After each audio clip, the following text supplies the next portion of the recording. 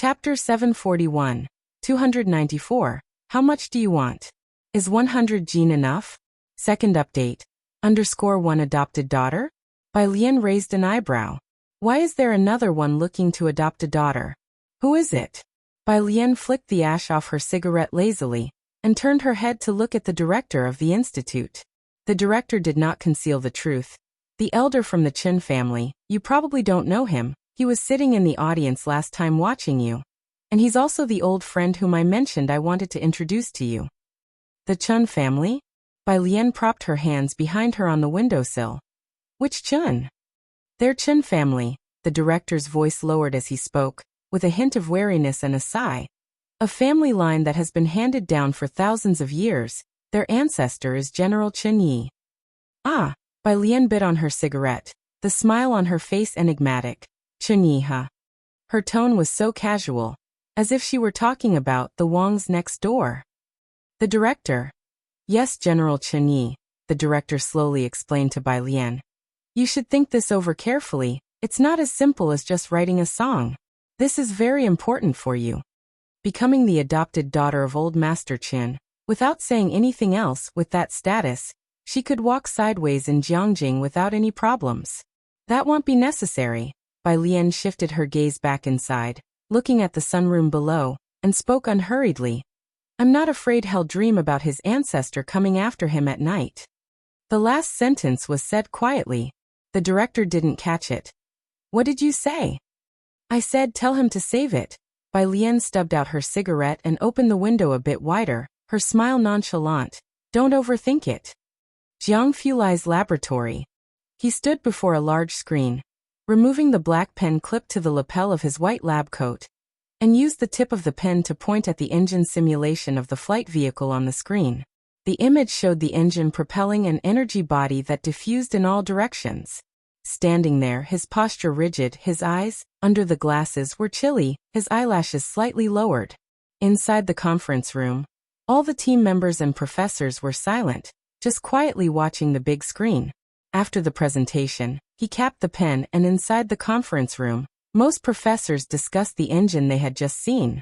Some didn't catch the key points during the meeting and dared not ask Jiang Fulai. Only Hewen followed Jiang Fulai with his notebook in hand.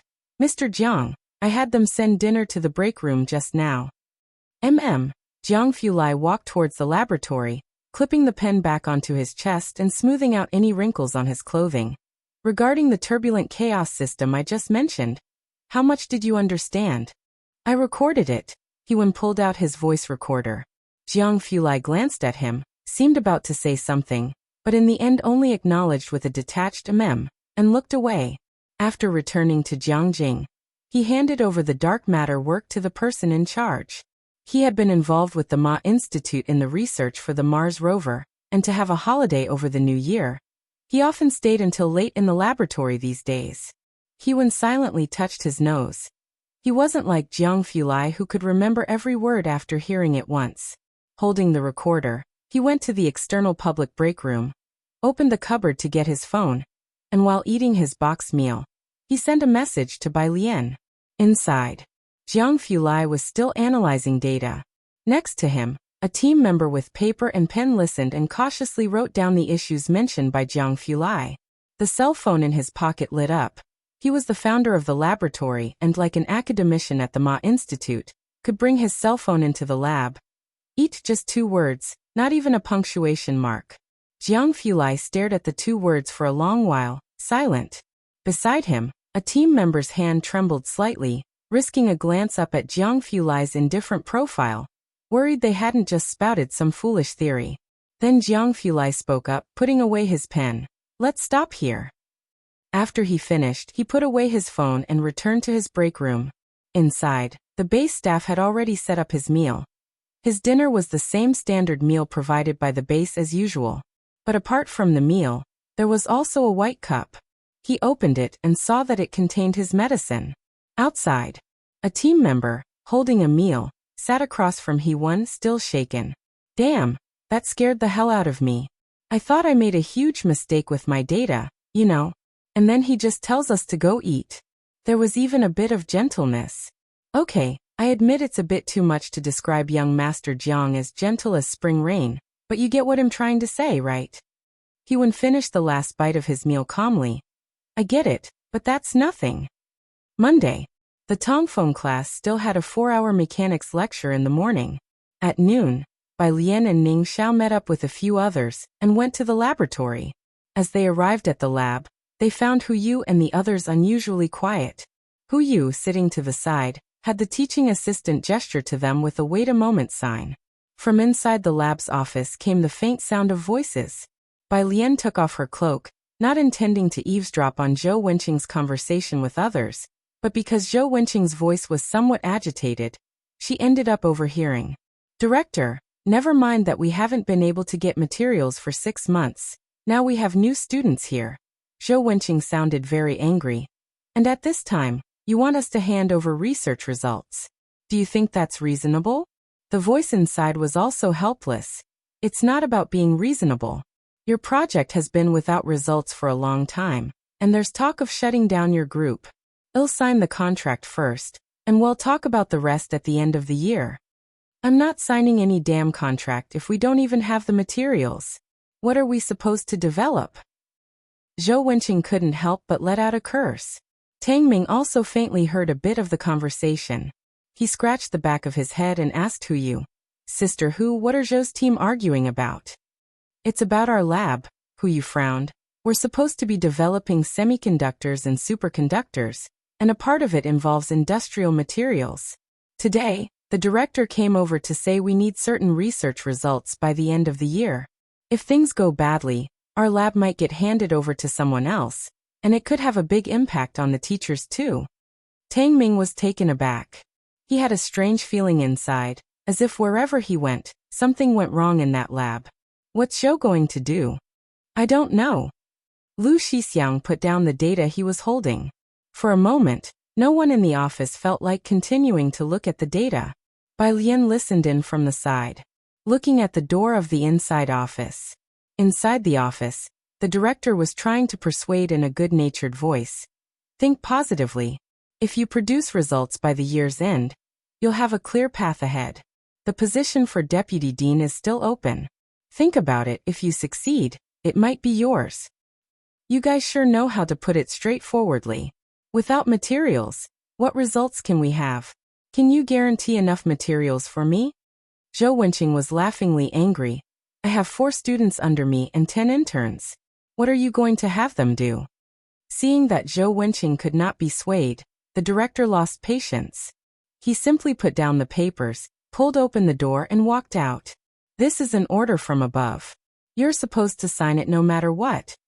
A bunch of students inside the lab watched the director leave, and the director didn't look at anyone as he left with an upset expression. Bang! The door to the lab was closed. The teaching assistant hurried in to check on Zhou Wenqing. Ding Wenyang, Tang Ming, and the others looked at each other, almost all turning to Bai Lian. What do we do now? Bai Lian took off her cloak without a word, just poured a cup of tea, knocked on the door, and entered Zhou Wenqing's office. Inside the office, Zhou Wenqing's desk was in disarray, and the teaching assistant was comforting him. By student, Zhou Wenqing looked at Bai Lian's calm face and pressed his brow. You're just in time. I think you should talk to Dean Huang, and consider moving to another lab. Bai Lian didn't respond to that but instead bent down to place a disposable cup in front of Zhou Wenqing, and said unhurriedly, It's okay. You drink some tea first and calm down.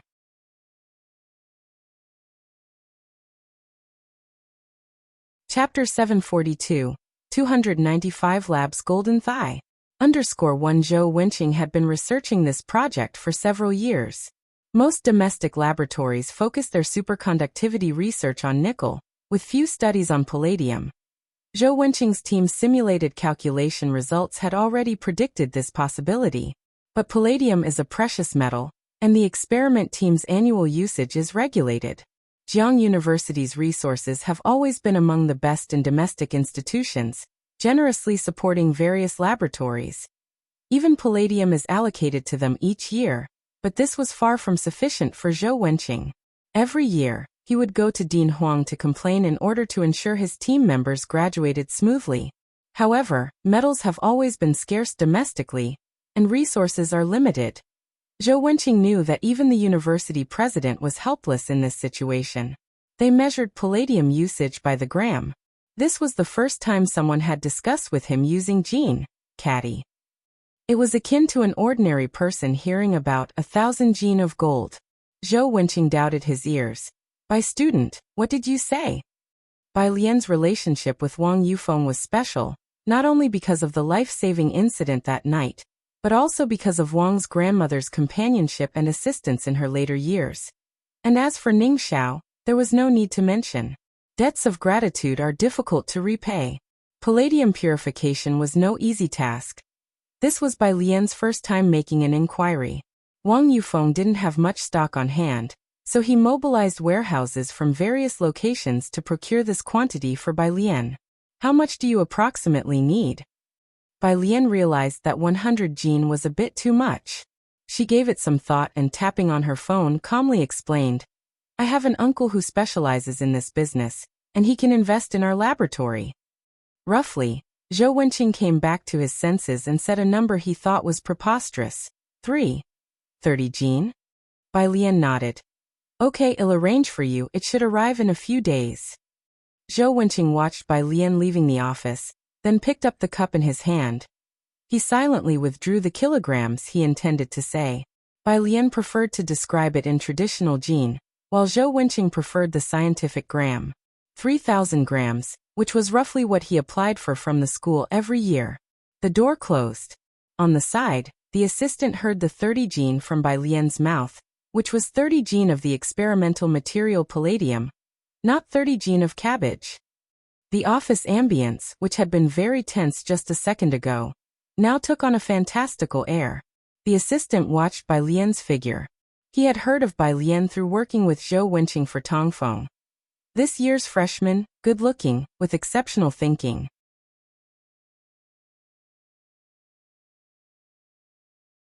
Chapter 743. 295 Labs Golden Thigh. _2 She immediately opened the mixing software Dean Jian had sent her, and put on her headphones. Today Zhou Wenqing didn't have time to oversee them, so she took the opportunity to listen to Dean Jian's tuning. Huyu looked at the software which went from simulating components to a black and white page that seemed to be an audio page, which she did not recognize. What is this? She asked, pointing at Bai Lian's computer. It's for listening to music, Bai Lian said, seeing that Huyu was also free, and handed her the other headphone. Huyu had her mind on Zhou Wenqing's matters, and wasn't in the mood to listen to music. However, since Bai Lian offered it to her, she still took it and casually placed it in her ear. Huyu wasn't much of a fan anymore. Although she was somewhat out of it compared to others, her time was still fragmented during her graduate studies, so she rarely had time to listen to music or watch dramas. The music in the headphones was a classical melody she had never heard before. A very beautiful melody. Just by listening to the music, one could ride across the Jianghu, experiencing joy, enmity and eventually, a poignant retreat from the world. Huyu had never studied music and her sense of music was so. She couldn't make out the details and tilted her head to ask Bai Lian, "What instrument is this? It sounds so good." For a moment, her ears were filled with nothing but music. She momentarily forgot about the major incident that had just happened in the laboratory. "Kongho, Xiao Yangqin Eru," Bai Lian said, her pale fingertips tapping on the table, tilting her head slowly as she spoke to Huyu. "And there's a guzheng solo coming up later." Huyu had heard of these instruments, but she did not know what they sounded like. It was the first time Huyu had heard such beautiful music and sound quality. She asked Bai Lian the name of the song. Bai Lian didn't know the name of the song either. This was a new song that emerged spontaneously after Dean Jian had finished composing Blossoms on the Tree with her, the lyrics which Bai Lian hadn't written yet, so she didn't know either. She crossed her arms, leaning lazily against the back of the chair, tilting her head. "Senior sister, do you have any thoughts after listening?" "After listening, I feel like sailing the high seas." Huyu sighed lightly, normally indifferent to worldly matters, happy even when called to fill a headcount for academics because she could enjoy the tea break, but now she felt a rare sense of sadness. "I don't know if the eldest apprentice brother can graduate next year." Only after coming to do her postgraduate studies did Huyu realize that academia was not so pure either. Once it involved interests, everything became very complicated. He will, Bai Lian interjected.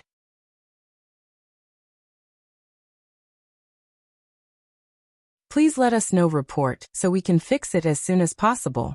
Chapter 744. 295 Labs Golden Thigh. _3 Their top boss, Wang Yufeng. Not to mention Xiaowu. Even Mao Kuan dreaded him. Su Chun quickly set aside what she was busy with and asked Hen Jiwei to check on Su Wenyao's status. Su Wenyao looked at her and asked, "Do you desperately need money?" "I have to make money for the boss." Su Chun picked up her cotton coat and glanced back at her. "But when it comes to money, who doesn't like it?" She left. Su Wenyao needed to remove his four early, as he was considered Bai Lian's brother. Hen Jiwei had heard about him from Xiaowu, and was also very polite towards Su Wenyao. He drove back to the Su family mansion after removing the four. He played with Su Siki in the living room for a while. He had just finished his graduate examinations, and needed to start preparing the application materials for the follow-up interviews in a couple of days. Old Madame Su spoke with him for a while, her fingers rolling a string of Buddha beads in her hand. She had lately been thriving and was more spirited than ever. "I had your aunt arrange a dinner with a few professors.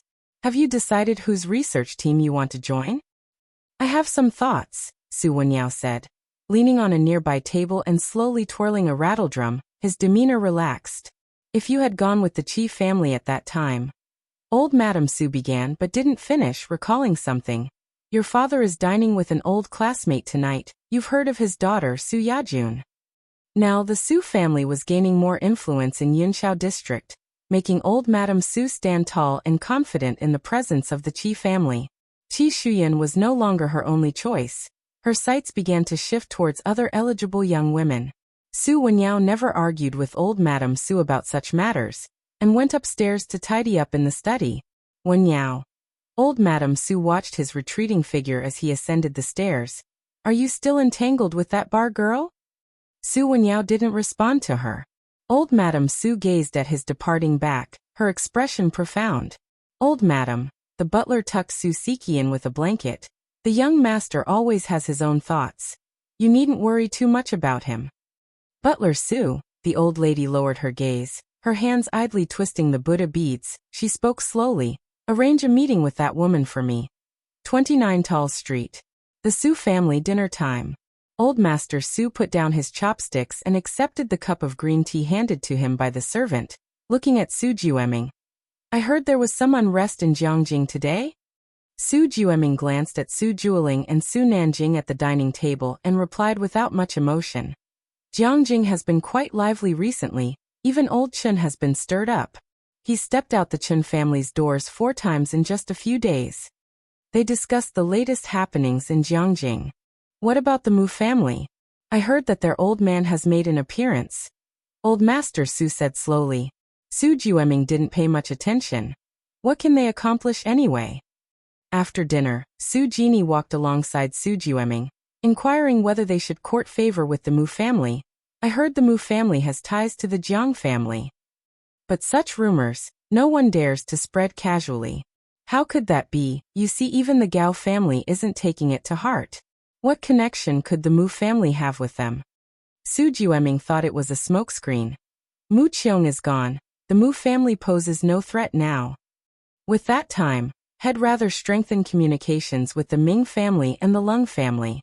In the meantime, Su Jueling and the others returned to the courtyard, and he then asked Su Nanjing, "What's with your uncle being so secretive?" Su Nanjing was acquainted with Chen Beixian and Jiang Shijue. He was more in the loop than his father. Today, it seems someone arrived in Jiangjing. Su Nanjing knew only so much. "I heard from Sister Beixian that the visitor is a high-ranking member of the Dawson family."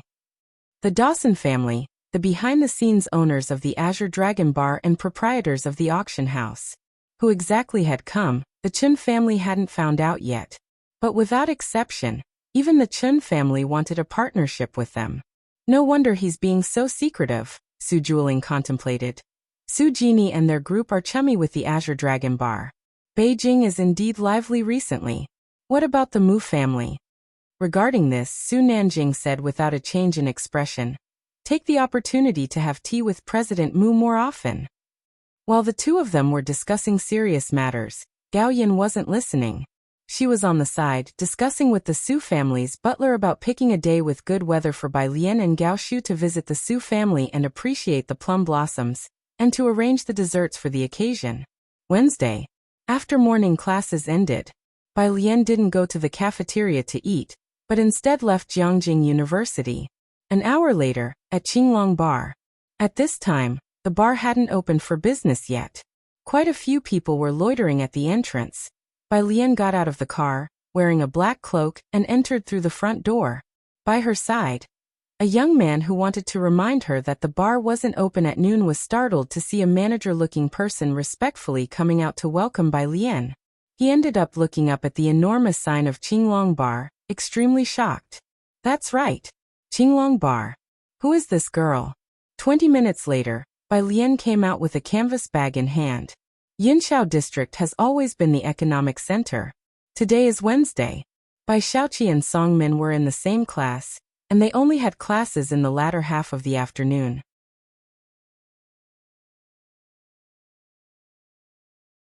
Chapter 745, 296 Lying to Win. Jiang Shijua _1 Bai Lian sat on the chair, passing something with her left hand to the side while her other hand continued to respond to Sun Fei's messages. She did it with ease and casualness. Even though Huyu felt it should be quite heavy, she used both hands to receive Bai Lian's canvas bag. But the moment she took hold of it, she underestimated its weight, and the overbearing palladium gold made her involuntarily stumble forward.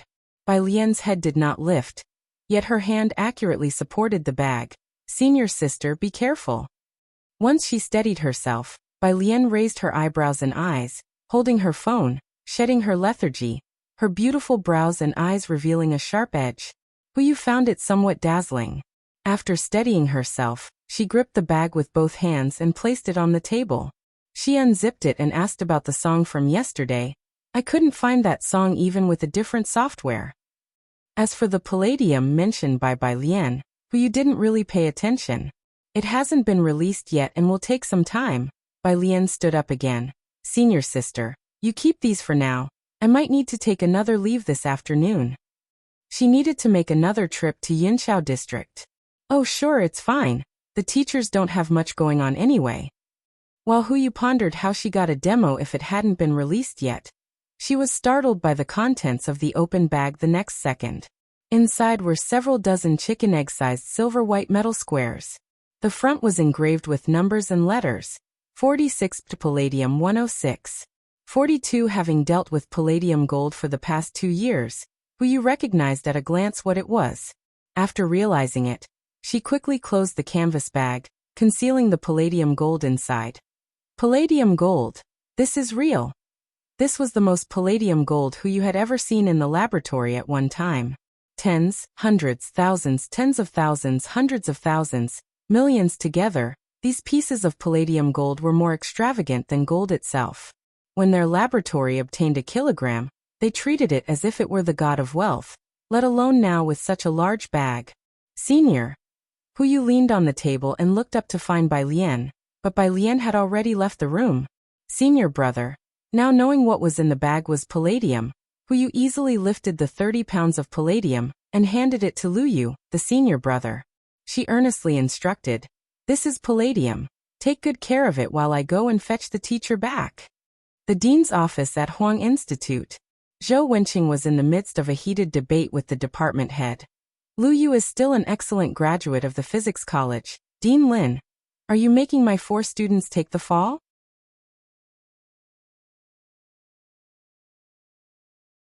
Chapter 746, 296 Lying to Win. Jiang Shijua _2 Palladium gold is precious and rare.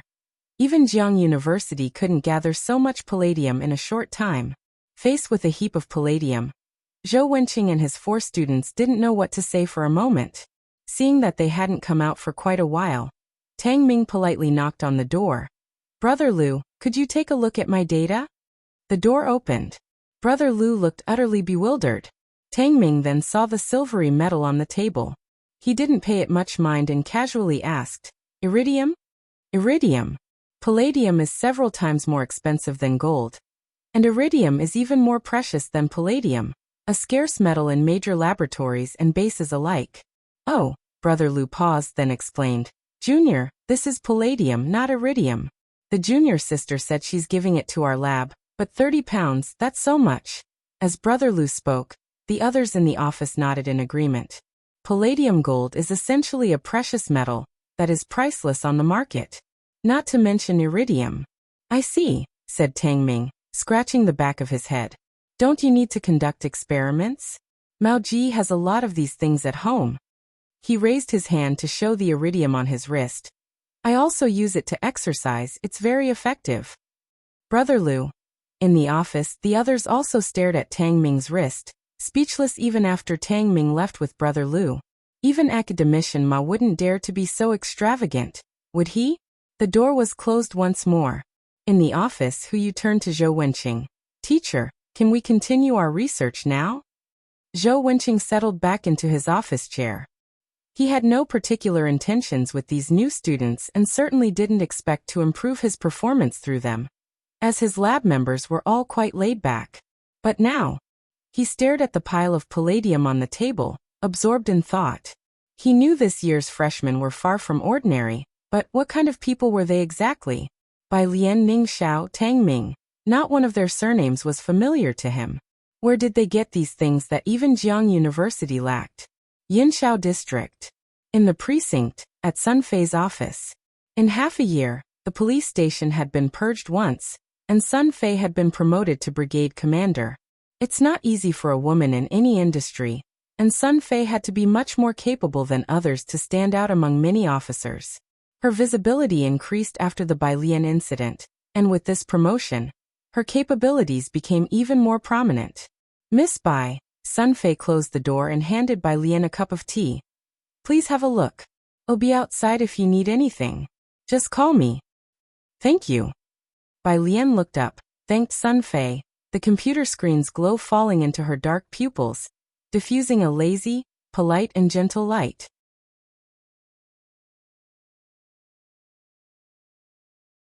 Chapter 747. 296 Lying to Win. Jiang Shijue _3 Xiangqing. After putting down the phone, Chief Physician Lu went to the Medical Affairs Department to check the medical records. The illness of Suan was not common, and that particular case was also a classic one for the hospital. Since the patient had been hospitalized before, their electronic records were preserved. Dr. Lu had reviewed them last year and still had some memory of it. As soon as Bai Lian arrived, Chief Physician Lu sent her the patient's information and details of the illness. A black car stopped in front of the CRFS building. Bai Lian's apricot-colored embroidered shoes landed on a thin layer of snowflakes. Her cold fingertips opened the message Dr. Lu had sent, which contained an image. The patient information found by Dr. Lu. Patient name Ji Xiaorong. Bai Lian put away her phone. Jiang Fulai was still in the underground lab. The temperature was low, so he was wearing a coat covered with a white lab coat. With fingers as pale as his coat, he held a black pen. He was methodical in whatever he did, although sometimes he could be impatient with his team members. After he finished analyzing the data for the day, he reached out to turn off the projector. Everyone in the lab was flipping through their notebooks. Outside the door, the waiting assistant entered as he finished. "Young Master Jiang, Mr. Ming is here." "Ming Dongheng?"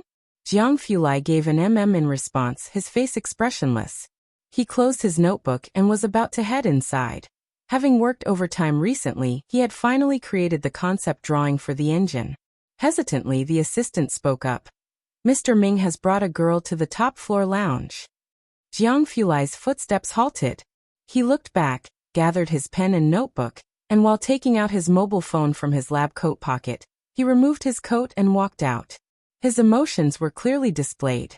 "When did they arrive?" he asked in a deep voice.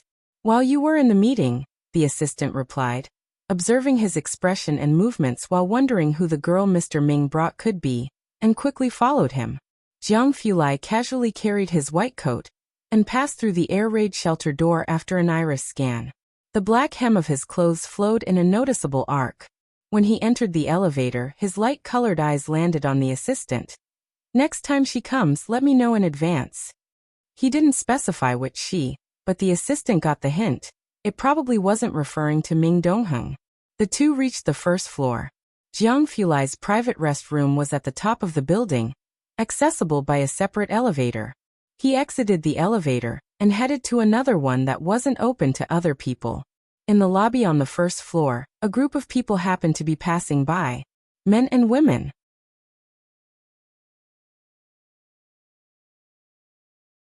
Chapter 748.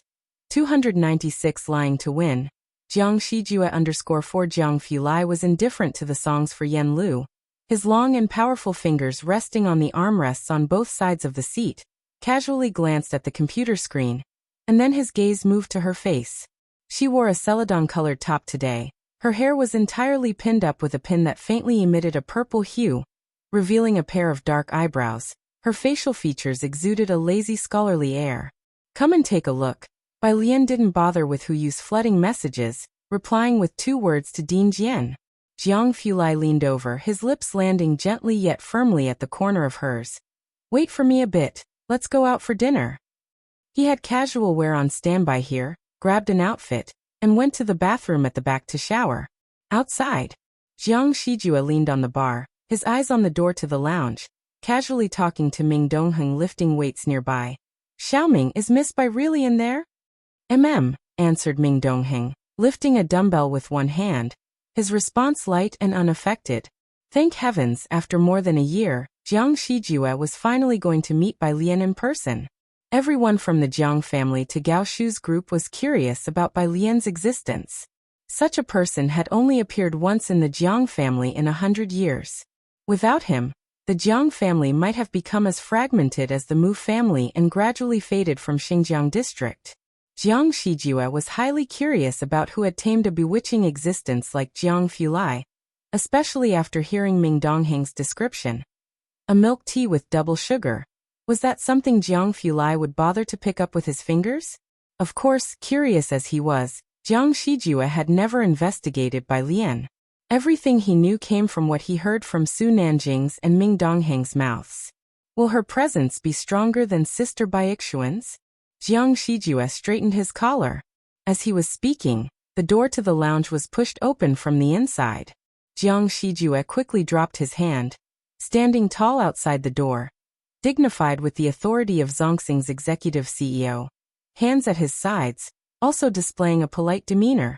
Beside him, Ming Dongheng, who hadn't been paying much attention to Jiang Shijue, also put down his weights. The first to come out was Jiang Fulai. He wore a black coat, speaking softly to the person behind him, holding a checkered scarf in his hand, with a white cloak casually draped over one arm. Clearly, the cloak wasn't his. Jiang Shijue was taken aback at the sight, and only then saw the girl behind Jiang Fulai. She was only holding a laptop, wearing a casual celadon top, white buttons done up to her neck, her eyebrows modestly lowered. She wasn't what Jiang Shijue had imagined. Instead, she had a subdued lazy air.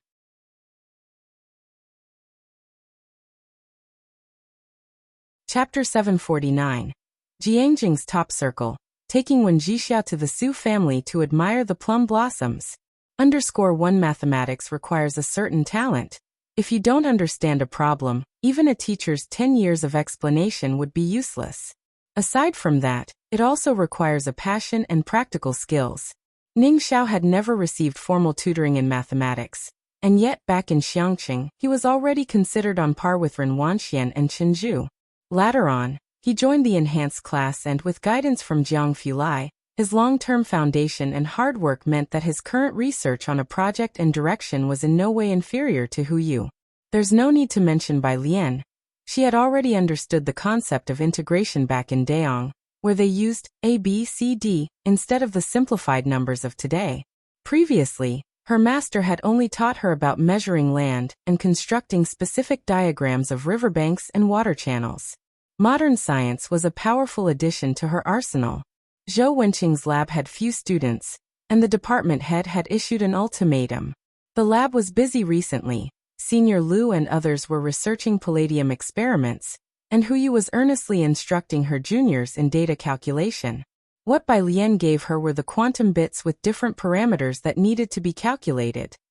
Their research focus was on superconductors, inevitably involving the consideration of quantum tunneling related to superconducting quantum computing. This was a crucial part of their project. Hu Yu planned to first familiarize her juniors with this project, but to her surprise, in just a week, Bai Lian had already given her parts of the calculated results. And then there was Ning Xiao. At this moment, Hu Yu was truly wide awake. She turned on her computer to check the material structural model provided by Ning Xiao. One bit after another, Hu Yu did not leave the lab. Instead, she took out her phone to contact Senior Liu. Senior Liu had already showered and was ready to sleep when he received Hu Yu's call. Puzzled, he asked, "Junior sister, you're not asleep yet?" "I can't sleep anymore, senior brother," Hu Yu said spiritedly as she looked at the computer.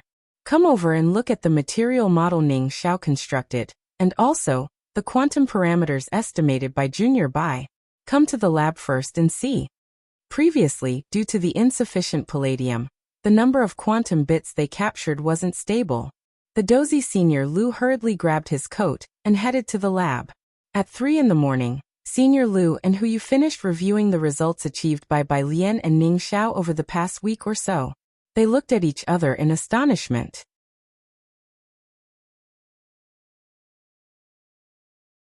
If you find any errors, ads pop up, ads redirect, broken links, non-standard content, etc., please let us know. Report so we can fix it as soon as possible. Chapter 750. Jiangjing's Top Circle.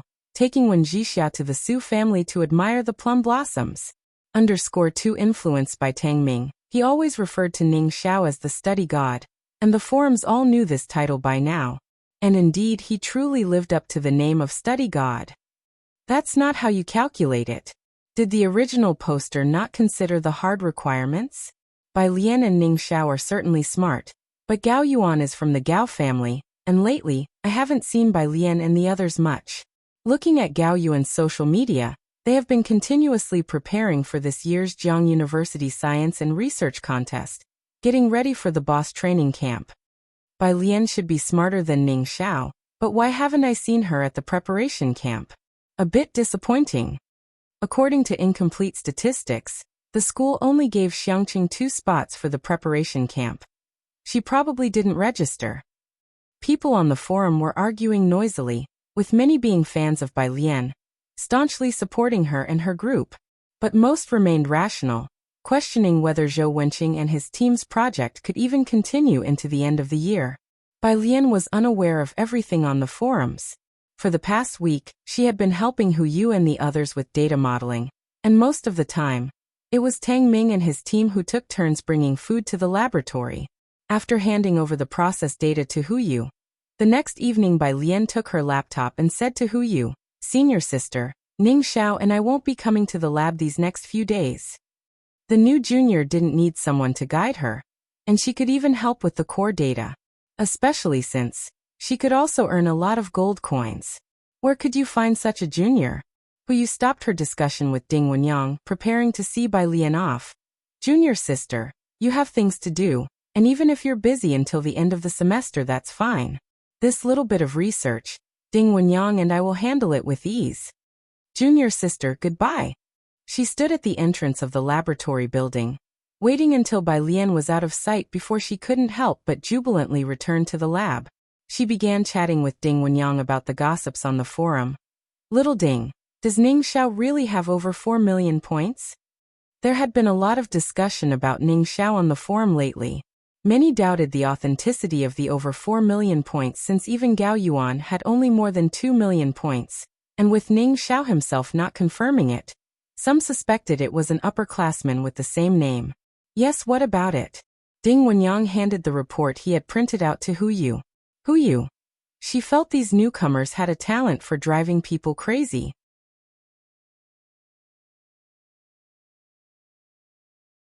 Chapter 751. Jiangjing's Top Circle. Taking Wen Jixia to the Su family to admire the plum blossoms.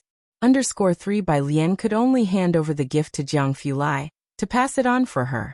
Both were busy, And although they were in the same city of Jiangjing, their opportunities to meet towards the year-end were even fewer than in Xiangqing. Bai Lian picked up the elegant sandalwood box and sat down. The box was a bit heavy. She didn't open it immediately, but talked with Jiang Fulai about the recent laboratory work. Although Zhou Wenqing's lab was busy, the atmosphere was very good. Jiang Fulai, watching her speak energetically about the lab, didn't ask her any further questions about the lab and Ning Xiao. "I'm planning to bring a silk scarf embroidered by my grandfather for Aunt Gao," Bai Lian said while playing with the sandalwood box, telling Jiang Fulai about Gao Yin inviting her to enjoy the plum blossoms. A few days ago, Gao Yin had invited Bai Lian and Gao Shu to the Su family's plum blossom admiring event. Gao Shu was busy with the transfer of responsibilities at the drama theater, and Bai Lian had been in the lab all along, so the plum viewing had not been scheduled to date. "That'll work." Jiang Fulai had heard about this from Bai Lian long ago.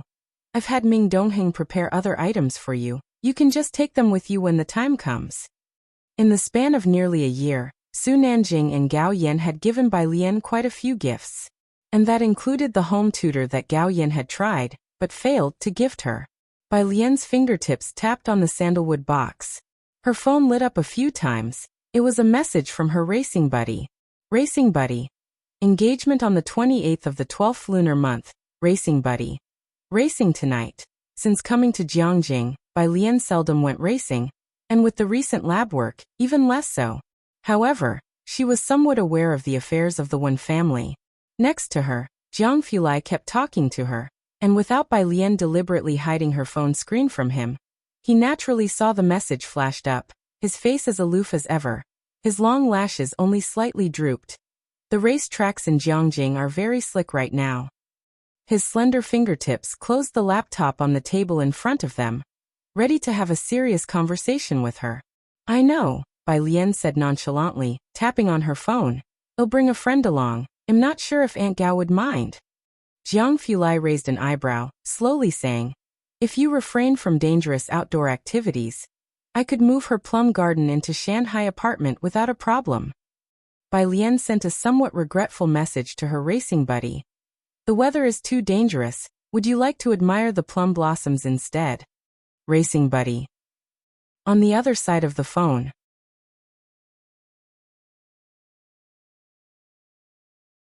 Chapter 752. Jiangjing's top circle, taking Wen Jixia to the Su family to admire the plum blossoms. _4 Actually, Wen Jixia also knew her own situation. She was not originally from Jiangjing, and she couldn't fit in with the group of socialites there. Wen Jiwei got along well with those socialites, so they all intentionally or unintentionally isolated her, especially those who had dealings with the Wen family. Wen Jixia was very aware that she had been pushed out of the circle by these people from Jiangjing. Those people were clearly telling her with their actions not to force herself into a different circle. To enjoy the plum blossoms? The elderly Mrs. Wen looked at her, nodding with a smile. "That's also fine. Is it the friend you met with last time? When can you invite her over to our Wen family, so Grandma can meet her too?" Wen Jixia thought about Bai Lian's current dog-like appearance and leaned back. "You'll see her on the engagement day. Don't worry, you'll definitely like her." Their chat concluded. Wen Jixia went back up to her own room. The butler stood behind her like a ghost. "Miss, you should still try to fit into this circle as much as you can. The gathering this time is organized by Miss Lung, and that second miss from the Su family will definitely be there." "Butler, don't worry." Wen Jixia kicked open the door to her room, retorting, "Have a look at the stocks I've had you buying recently. Haven't they gone up?" The butler paused as he looked at her composed face, naturally happy about the increase in the private funds, unable to fault Wen Zixia's abilities. She indeed had her own ideas, otherwise the Yu family wouldn't have taken an interest in her. After a pause, he asked again in a low voice, "Miss, are you really going to enjoy the plum blossoms? Or is it street racing?" Wen Jixia, pressing on her phone, ground her teeth and replied to Bai Lian, "Appreciate. Whoever doesn't appreciate is a dog." She closed the door, and the butler stood outside for a while, the smile on his face disappearing as he sighed. After returning downstairs, the old Mrs. Wen also stood at the door in a daze. They both knew that Wen Jixia had just returned to Jiangjing, and had not been accepted into many circles. and it was obvious that Wen Jiwei was also excluding her. Who is her friend? The elderly Mrs. Wen whispered softly. An alumnus from Beicheng. Beicheng, huh? Mrs. Wen's eyes dimmed with some regret for not bringing Wen Jixia back earlier, which led to the current situation. Let it be, let her have fun for a while. She won't be free for much longer. The next day, Sunday, 7 o'clock in the morning. The Su family also owned a vast estate. Gao Yin lived in the Tsufeng court located on the south side of the estate. Across an arched bridge was the neighboring plum garden.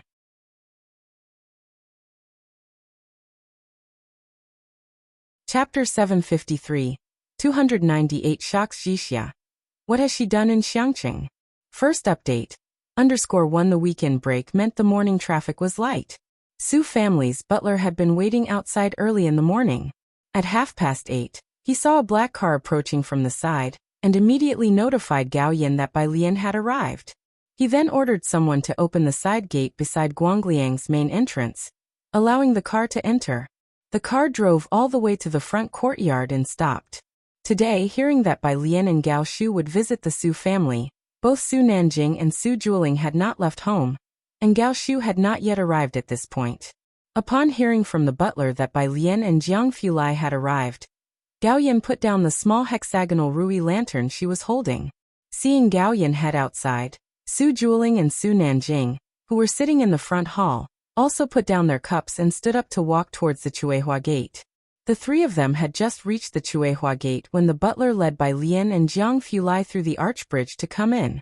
Su Juling stood in the center, instantly noticing Jiang Fulai, wearing a black over-the-knee coat. His gaze shifted, and his eyes fell on the girl walking to his left. Today Bai Lian wore a lotus green coat, a shade of deep green that made her fair skin stand out. Her coat was unbuttoned, revealing a white knitted sweater and cream fleece trousers underneath. A loosely tied cream scarf around her neck had partially slipped off her shoulder, blown by the wind. With her coat on, her hair was casually tied back with a silk ribbon, and she wore a white fleece hat.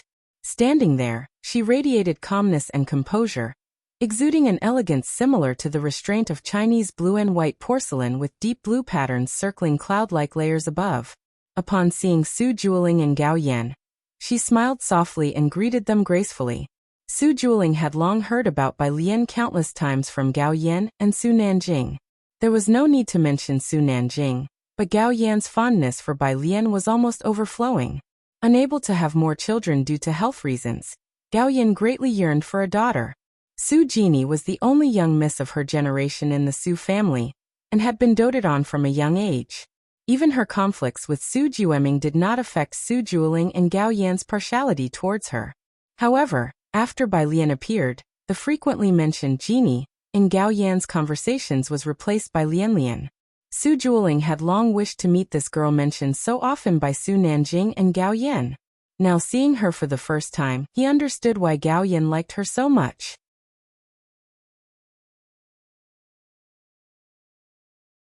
If you find any errors, ads pop up, ads redirect, broken links, non-standard content, etc., please let us know report so we can fix it as soon as possible. Chapter 754. 298 Shocking Jixia. What has she done in Xiangqing? First update. _2 in Jiangjing, apart from university classmates, there are no other social circles, and my position in the one family is quite awkward. Today is the gathering of the young ladies from Jiangjing's elite circles. Both Miss Ming and Miss Su have been very successful in starting their businesses, and have attracted many investors. Without someone to lead the way, it's hard for others in Jiangjing to integrate into this circle. 29 Tall Street. Does Wen Jixia know someone from Tall Street? Thinking this, the driver headed to Tall Street, a road with hardly any private cars, with gardens to the rear. Number 29 is a bright and grand gate. Simple and massive, it exudes an imposing aura. The driver parked the car tremulously at the gate, not daring to get out and open the door, merely glancing back. Miss, are you sure this is the place? Wen Jixia had been playing games up until now, finally taking in the destination. She glanced outside, tapped to the main page, and opened WeChat to send a message to Bai Lian. Did you send the wrong address? How did the plum viewing bring us to someone else's home? Just after Wen Jixia sent the message, when she arrived at the gate, a woman known as Lan's mother approached. "Are you Miss Wen? I'm here to take you to Tsufing Court. Just call me Lan's mother." Lan's mother, who took care of Gao Yan's daily needs, stood with a straight back, conducting herself in a manner not found in common people. The driver from the Wen family hurriedly got out of the car. Having received a reply, Wen Jixia also got out of the back seat, following Lan's mother with hesitation. The old Su family estate occupies a vast area, with Tsufing Court located towards the south, at some distance from the main gate. Lan's mother didn't lead Wen Jixia along the main path. Instead, they skirted around via the gallery bridges. They passed Yuan Sui Pavilion, quickly reaching Tsufing Court. Tsufing Court. Gao Shu had just arrived not long ago and was sitting in the front hall with Jiang Fulai and Su Nanjing, warming up. The indoor heating kept the room warm, and through the lattice windows, one could see the warm pavilion outside. Bai Lian and Gao Yin were sitting on the edge of a serpentine railing, beneath which flowed a stream with fish visible beneath the ice-free water. When Lan's mother brought Wen Jixia over, Bai Lian had her arm lazily propped up on the railing, holding a box of fish feed. She was the epitome of leisurely contentment. Upon seeing Wen Jixia, Bai Lian lazily raised her hand in greeting, introducing her to Gao Yan. "My friend Wen Jixia." Today, Wen Jixia wore a satin gown with a white fox fur coat draped over it, showcasing a certain ladylike charm.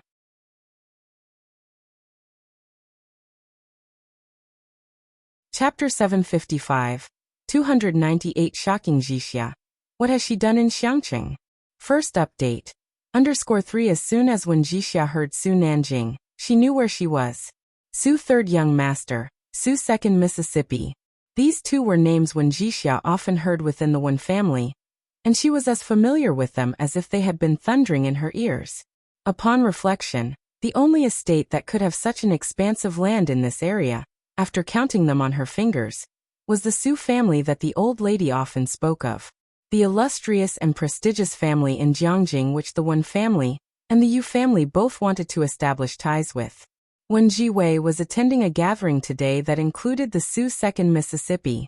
This was also one of the reasons why the old Madam Wen wanted Wen Jiwei to bring Wen Jixia along. But how was Bai Lian connected to the Su family? From the looks of it, she and Su Nanjing seemed to be quite familiar with each other. What had her friend been doing over the past year? Su third young master, I am Wen Jixia. Despite the shock in her heart, Wen Jixia formally introduced herself. Tang Ming and Pu Xiaohan were casual to a fault, often addressing Su Nanjing as a brother, while Yang Lin was always one to interact solely with Bai Lian and not bother with anyone else, even when facing Jiang Fulai. This was the first of Bai Lian's friends to address him in such a manner. Upon hearing this, Su Nanjing knew right away that Wen Jixia was likely someone from the same circles. He chuckled. "Miss Wen can just call me Su third, I am older than you, so you may also call me third brother." If Bai Lian brought her to the Su family, and even personally accompanied her to admire the plum blossoms for an entire morning, Su Nanjing figured, not even Jiang Fulai would receive such treatment from Bai Lian. He led the way in front and, listening to Bai Lian speaks to Wen Jixia in an unhurried tone, thought his mother might be able to achieve her goal through indirect means. Bai Lian was unwilling to become her goddaughter, but perhaps someone else could take that place. The dining venue was in a side hall of Tsufing Court. Jiang Fulai was casually chatting with Su Jueling. He knew Bai Lian wanted to talk to her friend and hadn't disturbed her all morning. Now, when he saw her coming in with Su Nanjing, he reached out to pull back a chair beside him. Bai Lian approached the chair and introduced her. "Wen Jixia, the one I've mentioned to you." She rarely introduced anyone formally. When Director Jian went to Xiangqing, Bai Lian merely gave a casual introduction. Jiang Fulai took a second look at Wen Jixia and stood up. His cold and distinguished nobility was apparent as he greeted Wen Jixia with composure. "Hello." His voice was cool and somewhat aloof.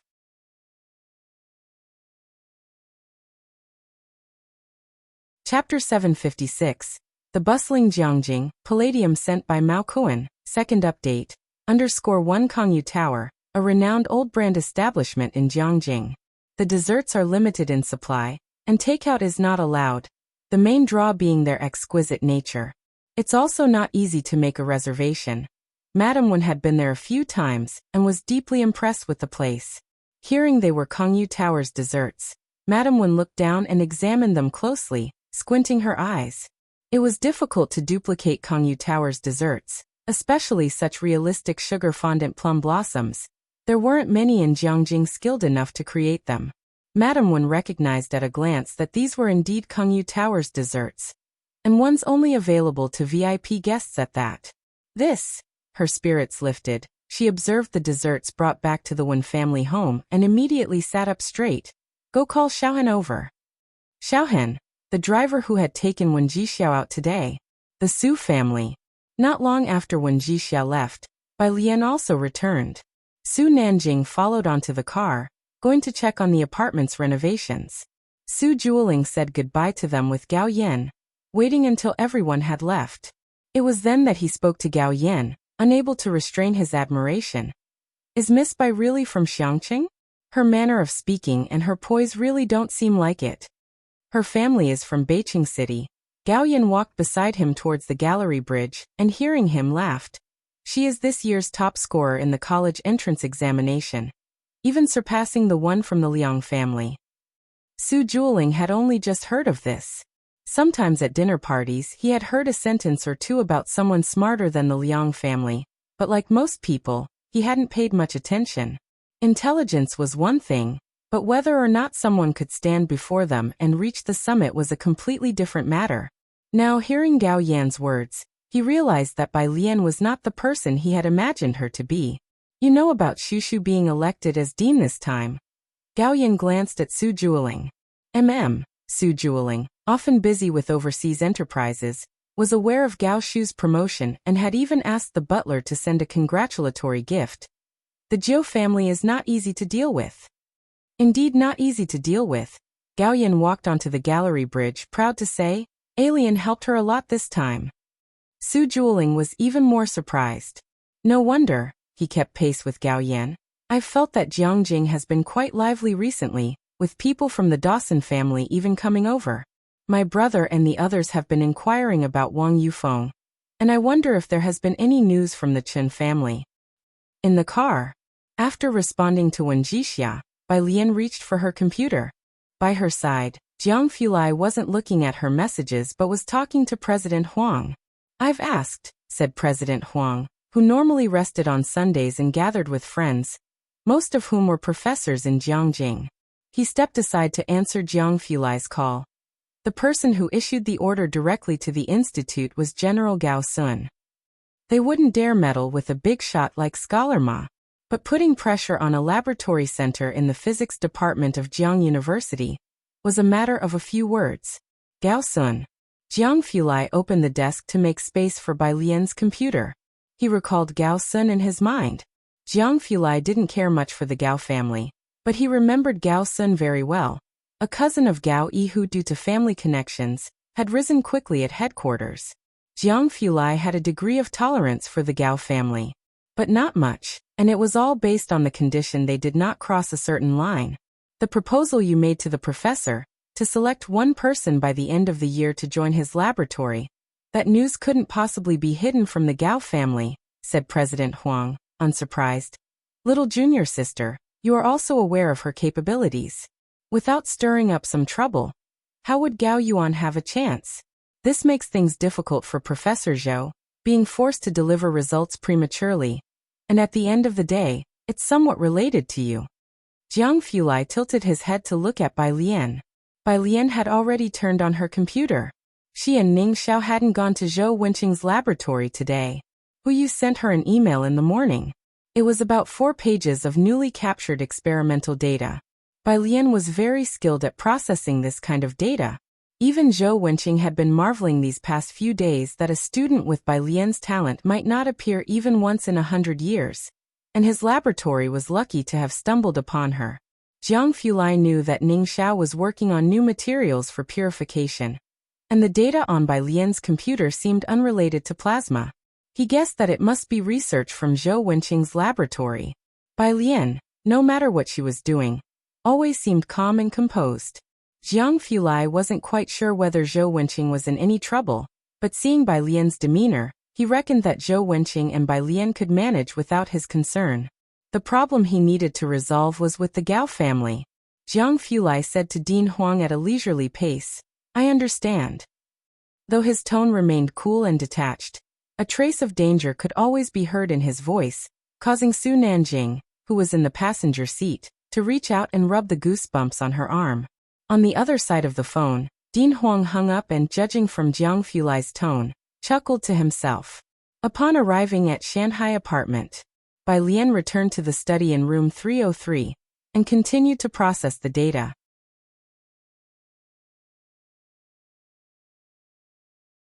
Chapter 757. 300 newcomers on the cutting edge. _1 The remaining palladium weighs about 70 jin. Each piece is the same size, with a silver-white metallic surface, and each has the periodic table form etched onto it. At this moment he saw the letters Pa. He didn't realize which element it was, only looking at the numbers 46, 106, 42, and guessing it to be a metal from the periodic table. They were laid out very neatly. Su Nanjing reached out and took a piece in his hand, playing with it as he read the word etched below. Palladium, guardian deity? The mirror-like reflection made Pu Xiaohan turn her head and squint, recognizing the two letters. This is palladium. Palladium? Su Nanjing and Ming Dongheng had special training in high school. From the first to the third year, after muddling through, he finally broke free from those studies and dove headfirst into the financial industry in college with Jiang Shijue, keeping away from physics and chemistry. He had long left behind satellite angular velocity periods, and these chemical elements in his memory. Under the Su family, multiple industries were covered, the most important being heavy industry involvement with Zhongxing Group, which included several state-level labs, and Su Nanjing had been negotiating material resources with exporters from various countries over the last 2 years. Palladium sounded vaguely familiar in his ears, but not as familiar as uranium. What did Bai Lian want so much metal for? Su Nanjing closed the lid, somewhat puzzled. Ming Dongheng came down from upstairs, placing the fruit Ji Heng had asked him to bring on the table. Seeing the paper box that was unwrapped in the middle of the hall, he bent down and deftly moved it outside. Xiaoming, it's a bit heave. Su Nanjing stood in front of the box, and as he saw Ming Dongheng moving it, he barely got out the letter for heavy. Ming Dongheng then bent down and picked up the paper box, as if it were a feather in his hands. He seemed even more effortless than the young man at the front door earlier. Su Nanjing. He was silent for a moment, then took 2 steps back and called for Pu Xiaohan to go upstairs to look at the newly decorated rooms.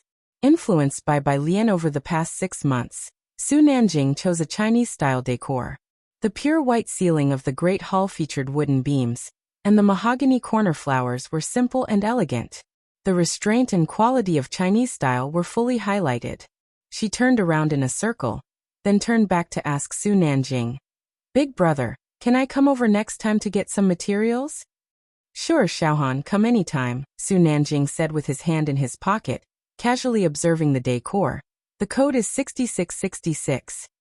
Everybody called each other what they pleased. After all, it didn't matter much for seniority. The postgraduate entrance exams had ended.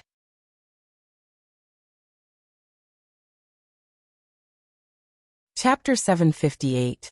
300 Newcomers Edge. _2 Dean Huang? What are you doing here? The invigilator was somewhat surprised. I came to see the students from the Tongfeng class. Dean Huang had his hands clasped behind his back as he scanned the lecture hall, which was empty. Where is Bai Lian? Bai Lian was a celebrity at Jiang University. Even teachers from the English department knew that this year's freshman class had produced a Bai Lian, and occasionally they heard the name Ning Xiao as well. After enrollment, less people talked about Liang Wuyu, but mentioned Bai Lian's name. And not just people at Jiang University, but countless netizens knew her as the prestigious student of Jiang University.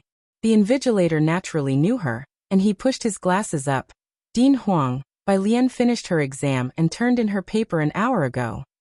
Dean Huang. Topology was too difficult, not to mention the fact that Ma Institute fellow personally set the questions. It was normal for Tang Ming and the others to say the questions were too difficult to finish. But She turned in her paper an hour early? Dean Huang had never seen anyone able to submit Ma Institute Fellows' paper so early, and wondered if it might be a bit too arrogant. Did she finish it? Bai Lian's handwriting was neat and attractive. The invigilator was curious about her, and had a very deep impression of her test paper. He nodded. She did finish. Finished, yes, but he did not know whether the answers were correct or not. Shanghai apartment. Butler Wen carried a gift, following behind Wen Jixia as they got out of the car. Miss, is this the place? He looked at building number 5. Wen Jixia looked down at her phone, confirmed the address, and since the address Bai Lian gave this time was very normal, she breathed a sigh of relief and led Butler Wen inside. Butler Wen glanced back. What's wrong? Wen Jixia walked up the steps. Nothing. Butler Wen shook his head, merely thinking that the person who had just been cleaning the trash had a lot of presents. The two of them knocked on the door of room 103. At room 103, the door was opened by Lance, who was holding a white jade chess piece, and greeted Butler Wen. "And I how?" Then he returned to playing chess with Jiang He beside the glass door. Bai Lian had no exams in the afternoon. Since Ji Heng and the others went fishing yesterday, and Ning Xiao and the rest needed to study for finals, and didn't have much time, Ji Heng asked Bai Lian to bring Yang Lin back for dinner with them. We're going back on the 29th. When Jixia was going to announce her engagement on the 28th of the lunar calendar, and Bai Lian had arranged with Ji Heng to go back to Xiangqing that evening. Will you go back with us, or will you go back first? Yang Lin was also busy, with her part-time jobs, studies, and also managing the tasks given by Xia Zhuiyu.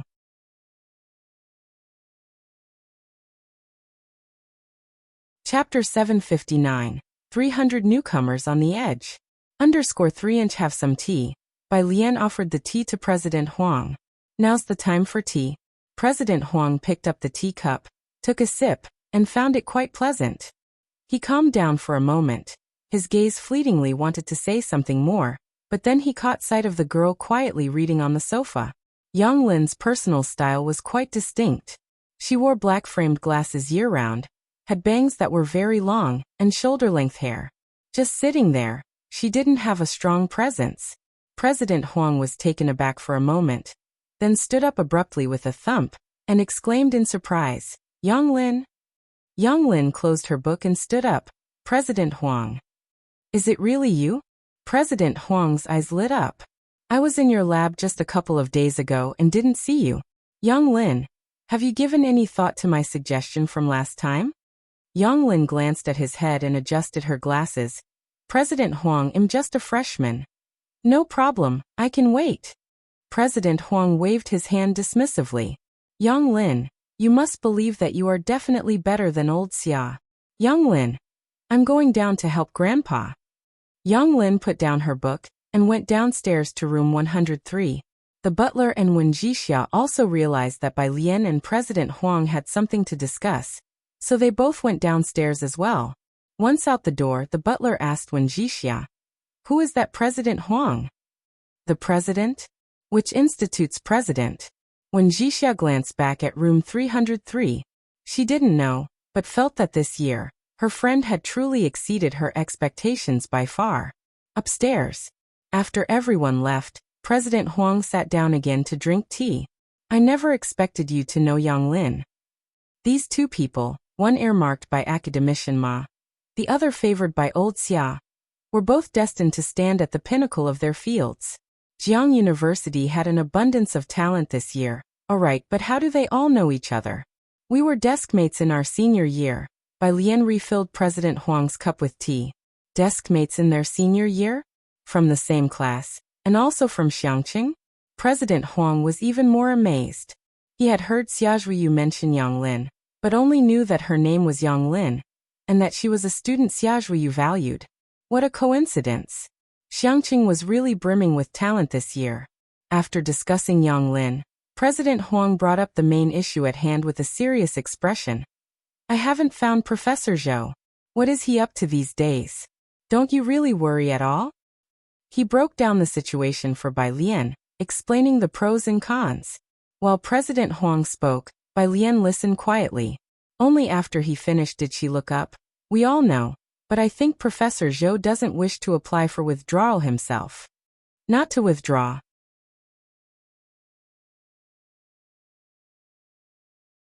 Chapter 760, 300 New Talents Sharp Edge.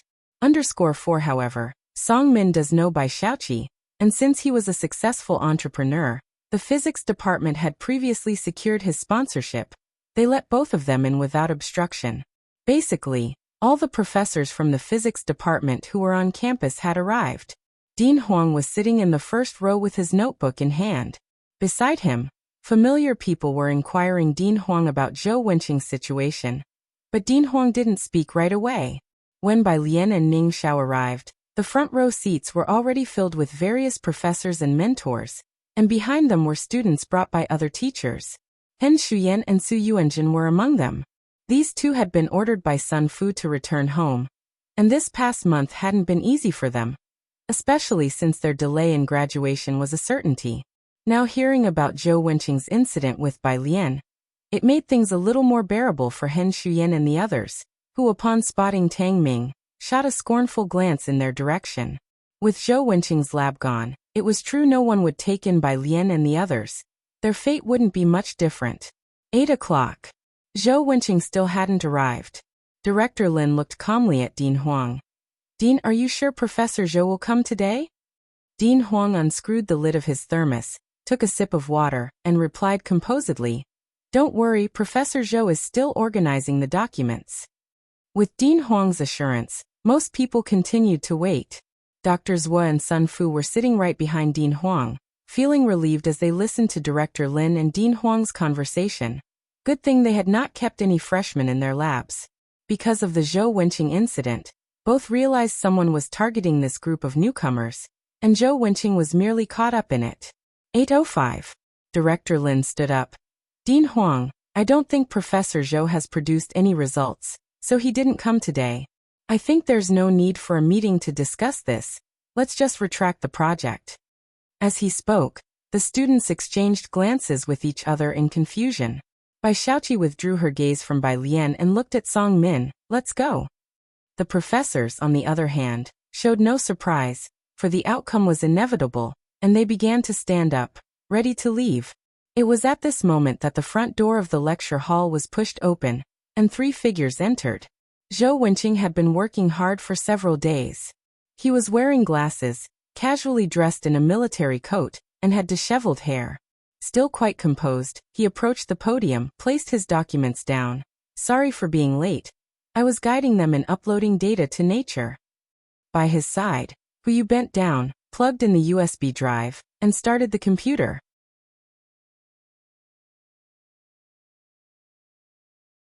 Chapter 761. Jiang Ge leads the team with a crushing score of 1. Jiang University's graduate and doctoral training programs require published papers as a prerequisite for graduation. These are not only important academic achievements for the students, representing their personal abilities, but also mediums for international academic exchanges, enhancing their academic competitiveness. The project led by Zhou Wenqing wasn't too difficult, but it had a long cycle, and the materials were very difficult to acquire. After April, the experiment had made almost no progress. On stage, Hu broke from her usual leisurely demeanor, introducing their research to all the teachers and students present with great composure. We're continuously optimizing the material properties, increasing the critical temperature and critical magnetic field. Dean Huang sat in the front row, grasping his hands tightly. Finally, he relaxed and his tense body eased upon seeing the research results from Zhou Wenqing's lab. Next to him, however, Dean Lin was extremely puzzled. As the head of the department, he knew better than anyone that Zhou Wenqing's lab was out of experimental materials. He stared intently at the content on the slides, and although everyone present had different research interests, they could understand what Hu was talking about. Nobody left during the 1.5-hour presentation. Zhou Wenqing didn't sit down but stood to one side with his hands behind his back, watching Hu present on the stage, occasionally turning his head to look back at Bai Lian and the other new students. Thank you, teachers and classmates, Hu said after finishing the presentation. The lecture hall quieted for a moment, then the next second, it erupted into warm applause. Before today, the university town's forums had been buzzing with anticipation for this event. Before Hu Yu and Zhou Wenqing's arrival, nobody could have imagined their lab would indeed achieve interim results ahead of schedule. This was also a breakthrough research for Jiang University's superconductivity project. Dean Huang, looking at Zhou Wenqing and Hu Yu's group, grabbed his coat and spoke with a calm and steady presence. Professor Zhou, I will request to the president that you accompany me to the summit in Ji City. At Ji City's academic summit, Jiang University's leading participants each year were the deans of various colleges, who would bring outstanding students along. Dean Huang's statement at this moment represented his stance. The position of vice dean of the physics department had been vacant for half a year, and this year they were ready to promote someone to step up. The presidents and deans of Jiang University don't come out of nowhere. Most are graduates of the university itself. Zhou Wenqing met this criterion, and with Dean Huang's statement, it was virtually decided.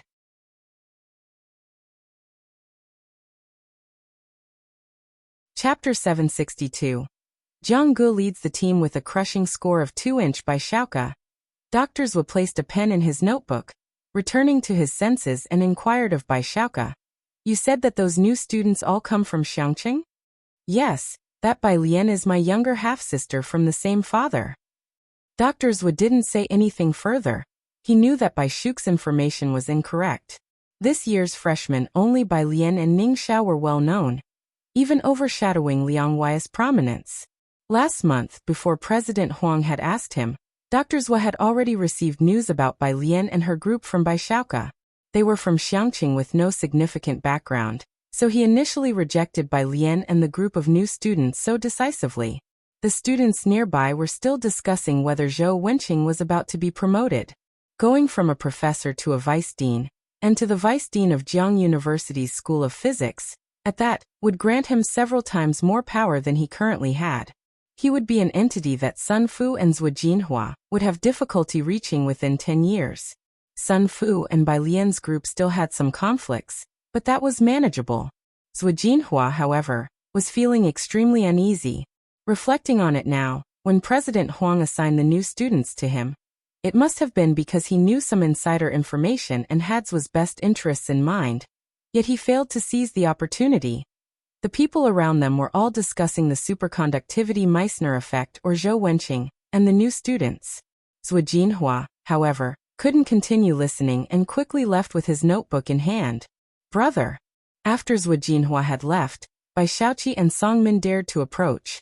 Bai Shuke's eyes narrowed slightly as he led them towards the exit. Do you still need funding? I still have some here.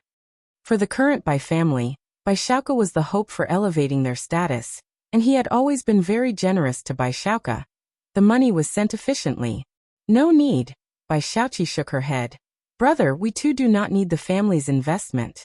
Both were equally proud, desperately trying to prove themselves, especially under the circumstances of Bai Lian's exceptional performance. All right, Bai Xiaoke patted Song Min's shoulder. If you really can't make ends meet, come and find me.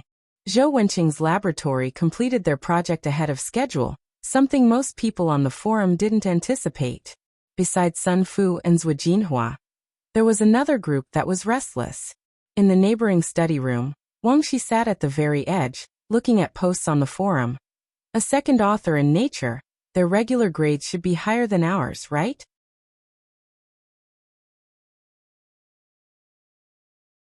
Chapter 763. Jiang Gu leads the team with a crushing score of 3. Xiao Bingwen withdrew his gaze from Zhang Xiai's and Tang Ming, lowering his voice. There's quite a bit of pressure here. Not to mention Bai Lian, just the topic of how fast some small object slid to a distance L that Tang Ming and Zhang Xiai's were discussing.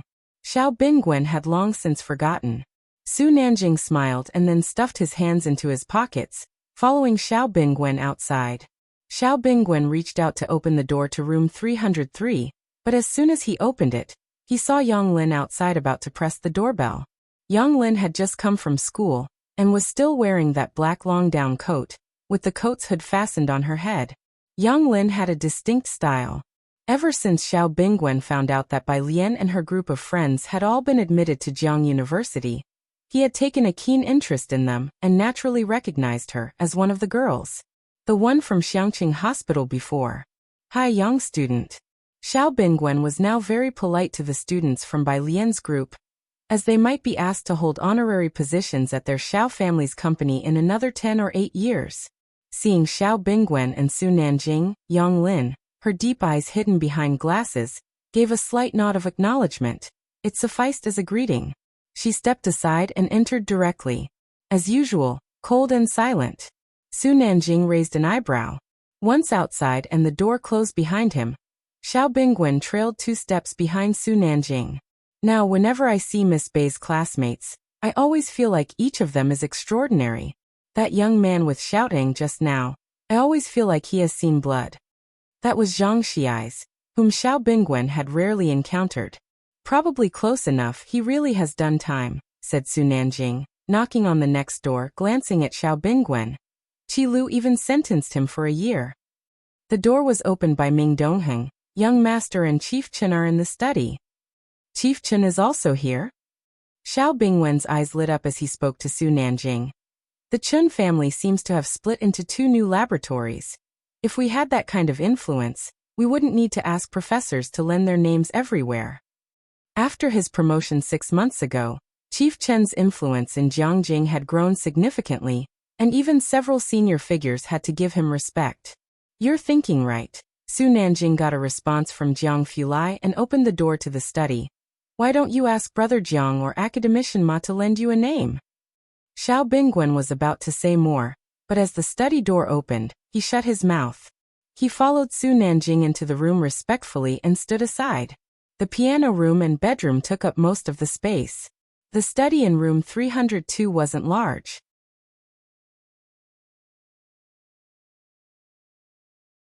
Chapter 764. Jiang Ge leads the team with a crushing score of 4, included Jiang Fulai. So most people at Jiang University really dare not intervene. The president of Jiang University and others have absolute power in Jiangjing. January 19th. Lunar December 18th. Most undergraduates at Jiang University had gone home. The Tongfeng class hadn't officially gone on holiday, and they were gathering in class today.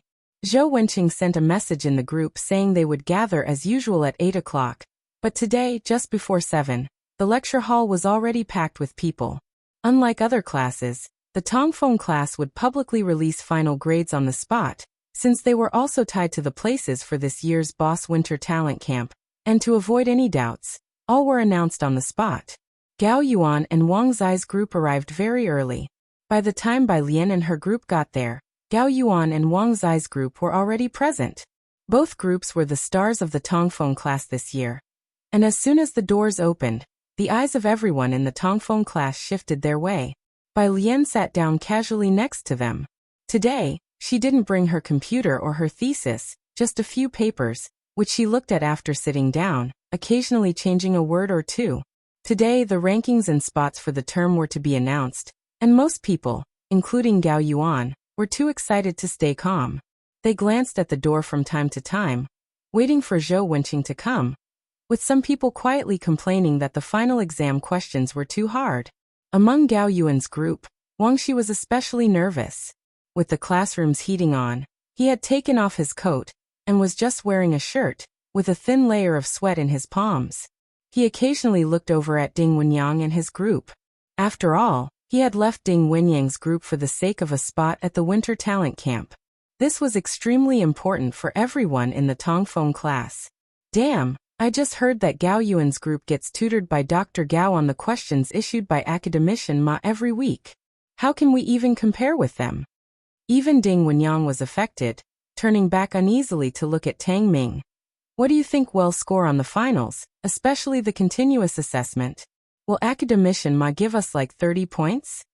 The Tongfeng class was created by Academician Ma, who was also leading this new batch of students, and the continuous assessment was based on their performance in topology. For Ding Wenyang, Academician Ma was an unreachable height in his lifetime. To get even 30 points out of 100 from him was wishful thinking. Calm down. Tang Ming pulled out his phone, looking completely unruffled. How could Ding Wenyang stay calm? That was Dr. Gao after all. He tilted his head again to look at Ning Xiao next to Tang Ming. Ning Xiao had brought his laptop, revealing only the top half of his face.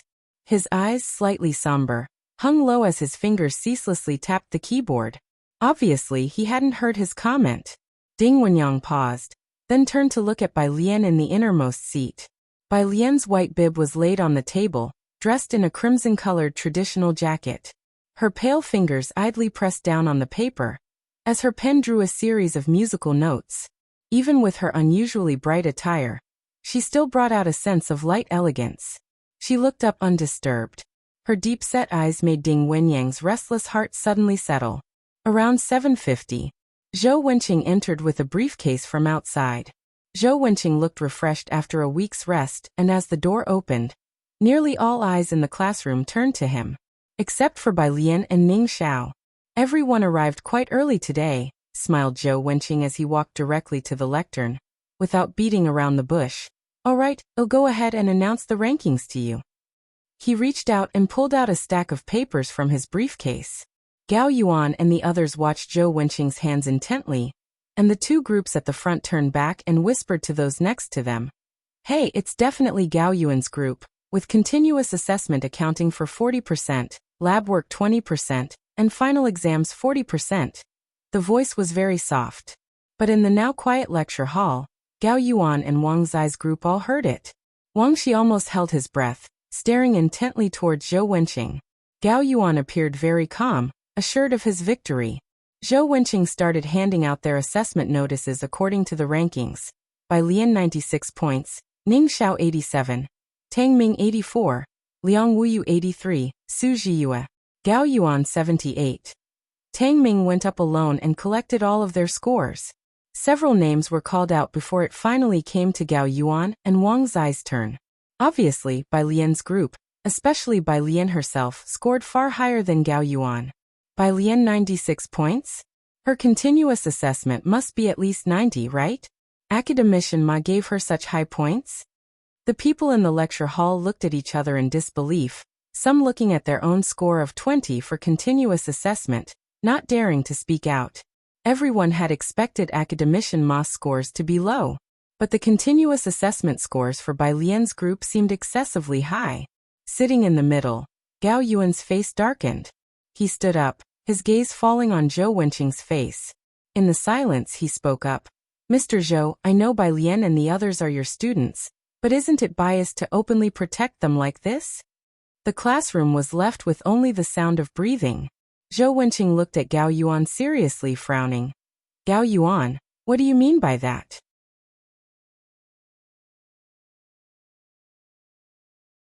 Chapter 765, 302-0. 9 by Jian, Qinglong Bar Incident _1 topology was inherently difficult, and wasn't something they were supposed to encounter at their current stage of learning. But Tongfeng's class was originally composed of students from the national team. Most of them started taking college courses in high school, and Academician Ma's thinking already reached the limits of human intellect, as his research on multidimensional topology had long surpassed ordinary imagination. No one was involved in exactly the same vein of research as Academician Ma, not even President Huang, who was only following a derivative path. The complexity of multidimensional topology was no less challenging than cracking a code on the first try. The problems Academician Ma left them with were not simple point-set topology exercises. Without specialized guidance, a week was not enough for most students in Tongfeng's class to digest a single lecture from him, which is why the gap between those with external assistance and those without was evident. The cousin that Gao Yuan mentioned was someone almost everyone in the room knew. He was the rising star the Gao family had introduced to compete with He-1. With his tutoring, Gao Yuan's group was sure to have higher average grades than the others. Their group usually scored around 60, which was high compared to others' 20 or 40, especially since getting a passing grade from Academician Ma was in itself an affirmation. But Bai Lian's group was somewhat frightening, especially Bai Lian himself. With a total score of 96, that meant his regular score was at least 90. Academician Ma giving a freshman a grade of 90? Especially when Zhou Wenqing was the mentor of Bai Lian's group. Gao student, Zhou Wenqing, holding his briefcase, looked at Gao Yuan, neither humble nor arrogant, very straightforward. The grades were sent to me by the teachers of various subjects. including the topology regular scores you mentioned. If you have any doubts, you are welcome to report them to the dean, the president, or academician Ma at any time. Gao Yuan's voice faltered slightly. Indeed, Zhou Wenqing wouldn't dare to do this on his own. After Zhou Wenqing spoke, his gaze turned back to the other students in the class. Any other questions? The classroom was very quiet. Zhou Wenqing smiled. Then that's settled. Everyone can enjoy a brief winter break, and we will see each other next year. He left the room. Zhou Wenqing's expression fell. He made a call to President Huang. Bai Lian clipped a few papers together, took a photo, and sent it to Dean Jian and Yin Lu. He stood up, grabbed his coat, and left. Ning Xiao also reached out to shut down his computer. Ding Wenyang was still seated at his spot, staring at the grade of 70 under the topology column on the list for a good while.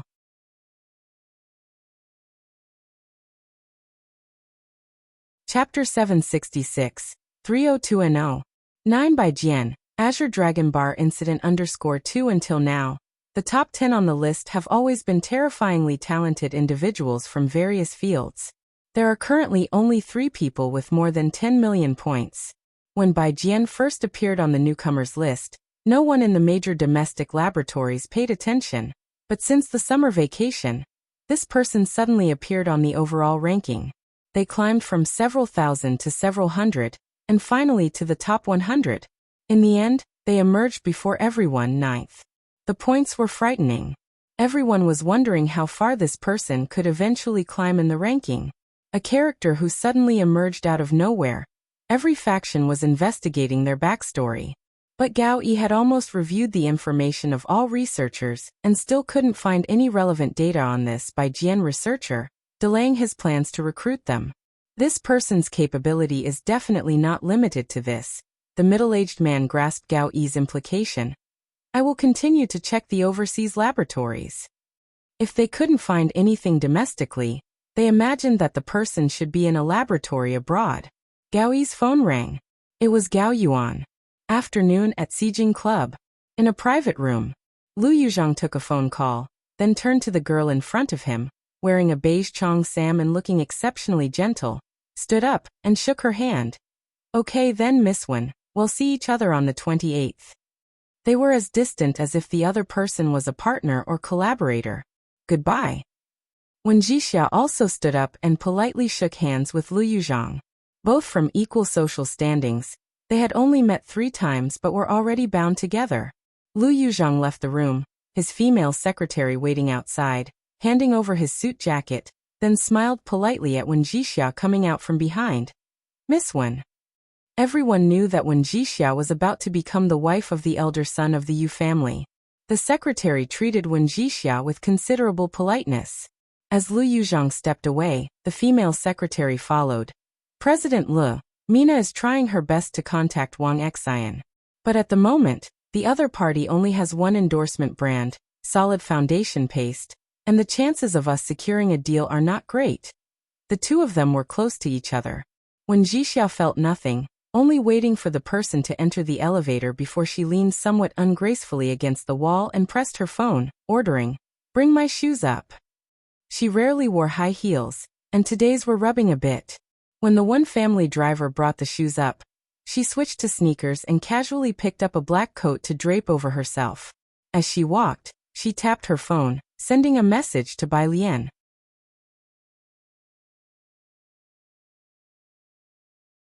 Chapter 767, 302-0. 9 by Jian, Azure Dragon Bar Incident _3 Dean Jian nodded at her, and continued speaking to Bai Lian about Old Master Qin. He really appreciates you. Bai Lian pressed the elevator button and, hearing this, merely offered a proper smile. Then thank you. Ding. The elevator arrived. Bai Lian got in, and politely bid farewell to Dean Jian. As the elevator door slowly closed, Dean Jian could still see her radiant face. She had changed to a new hairpin today, a light purple jade one. Her pair of black eyes like layers of mist, inscrutable. Even when hearing about the Chen family, a family as distinguished as a feast accompanied by the tolling of bells, she remained composed and unconcerned. And Dean Jian practically never saw any other expression on her. He really had no idea what Bai Lian wanted. Once the elevator doors had shut, Leng Shuha finally dared to speak. Teacher, did Miss Yanlu come today? She's recording a song, what about it? Dean Jian walked leisurely toward the recording studio, unable to help his old friend with the busy schedule. My friend wants to discuss a few cooperation matters with Miss Yanlu. Leng Shuha followed Dean Jian. Does she have any time, teacher? You can ask her when she comes out. Dean Jian replied casually. Leng Shuha murmured affirmatively, his gaze lingering curiously at the elevator entrance. When Jixia had learned to drive during the summer break, she drove her car near Jiangyin, waiting for Bai Lian. After notifying Ming Dongheng, Bai Lian looked for Wen Zixia's car. When she arrived, Wen Jixia was leaning against the car door, dressed in a black coat and wearing a pair of sneakers, looking cool as she lazily stood in the brisk sunshine, scrolling through social media. Damn, is she finally releasing a new song? Bai Lian happened to overhear this remark. She approached quietly and handed a cup of hot milk tea she had just bought for Wen Jixia.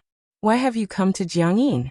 Wen Jixia, who planned to take Bai Lian out for drinks, sipped the milk tea and got into the driver's seat, heading with Bai Lian to the Azure Dragon bar. Just to take a look? Bai Lian buckled her seat belt. Wen Jixia nodded, glancing from the corner of her eye at the familiar black car behind them. It was Ming Dongheng's car, trailing from a distance. She withdrew her gaze from the rearview mirror, momentarily forgetting about Jiangyin. She did ask Bai Lian how she knew Jiang Fulai the other day, but still had no clue about whom the other person was. Wen Zixia's roots in Jiangjing were shallow, and there was much she didn't understand. The one family had mentioned Su Sanxiao multiple times, but she had never heard them mention the name Jiang Fulai. Of course, Wen Jixia was not foolish enough to question the old Madam One or the butler. She wouldn't reveal too much about Bai Lian's matters. For now, when they go to the bar, they are always followed by a dedicated car. Yet the one family had never assigned a bodyguard to stay close and protect Wen Jixia. Wen Jixia found this somewhat surprising. At this time, the Azure Dragon bar had just opened. It was the same reserved booth as before. This time Wen Jixia was much calmer than last time. She did not drink much and talked to Bai Lian about her impressive achievements at school. She even mentioned Lu Yuzhang. He's known Ming Zongyao for more than a decade, childhood sweethearts. I've met Miss Ming too, a very gentle and elegant lady, a notable figure in Jiang University's financial circles, very popular among the socialites. This was also one of the reasons why Wen Jixia was not well received in certain circles. But an arranged marriage concerns two families. Lu Yuzhang, who has always prioritized power, cut ties with the Ming family very cleanly. 7 in the evening. A black sedan stopped outside the Azure Dragon bar. Ming Dongheng stood silently at the entrance, watching the noble figure alight from the driver's seat, not daring to speak. Jiang Fulai was dressed in a minimalist coat, looking up at the bar, his eyes always light, his presence dignified and distinguished even in such a place. The Azure Dragon bar was never a spot for ordinary consumer spending, frequented by the elite of Jiangjing. The staff were accustomed to power and influence. Yet at the sight of Jiang Fulai, no one dared to step forward to lead the way. Ming Dongheng stepped forward and honestly led the way for Jiang Fulai. In the bar, square lights flickered. Smoke and the scent of alcohol mingled, creating an enveloping haze. The music from several stages in the center was deafening, in what was clearly a chaotic and noisy place. As Jiang Fulai passed by, it was as though a mute button had been pressed. The lighting inside the bar was already dim, but even with his eyes lowered, one could feel an undeniable presence emanating from him. Mr. Xiaoqi. Far away, the waiter had already gone inside to report to Xiaoqi. Jiang Fulai's demeanor didn't seem like that of someone who had come to simply wander through a bar. It's fine, Xiaoqi glanced over, recognized him at once, and waved his hand to let them be. No need to wait on him. The booth. 2 young men were sitting beside Wen Jixia, pouring her drinks. Just as Jiang Fulai arrived, the young man on the left side of Wen Jixia noticed Bai Lian's drink was finished, glanced at Bai Lian, and reached out to pour her another glass. Bai Lian was unlike the other patrons of the bar, not to mention the clothing and jewelry on both her and Wen Jixia, which were recognizable as bespoke. Just the sheer force of Bai Lian's presence was far beyond any socialite or second-generation rich person they had ever encountered. Thank you, Bai Lian said lazily, picking up the glass. Her slender fingers tapped the glass nonchalantly as she spoke. Just pour for her.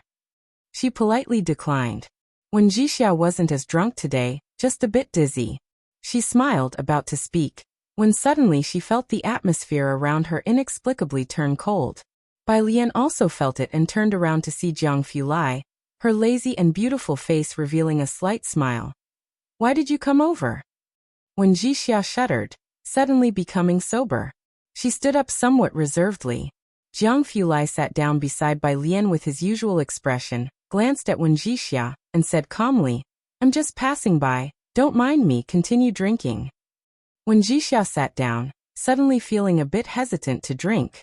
The two young men beside her didn't dare to lift their heads either. In front of the table full of handsome men and beautiful women, especially Bai Lian and Jiang Fulai, even the best-looking patrons of Qinglong Bar seemed pale in comparison.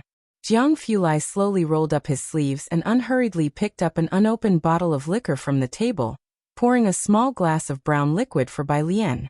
Bai Lian paused for a moment. I've stopped drinking. Jiang Fulai placed the glass down and glanced over it, lowering his gaze. Then it must be because my pouring skills are poor. Bai Lian. The last time they met, Jiang Fulai had been quite gentle with Wen Jixia.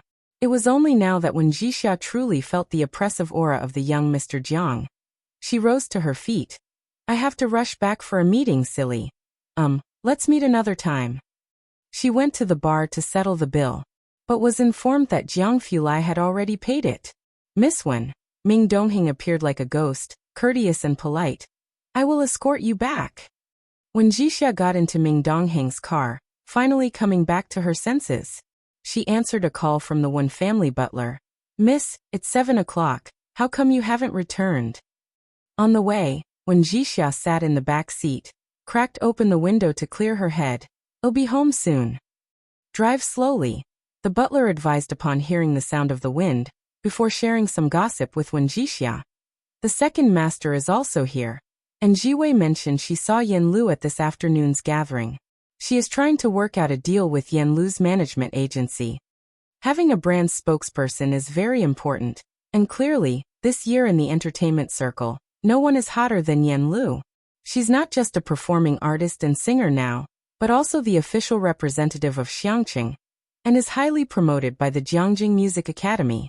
After Blossoms on the Tree became a hit, Yan Lu's status in the industry shot up significantly, thanks to Bai Jian. After all, everyone knows the theme song was written by Bai Jian for the theater's director. One can imagine the director's standing. The commercial value of Yan Lu cannot be underestimated in the future.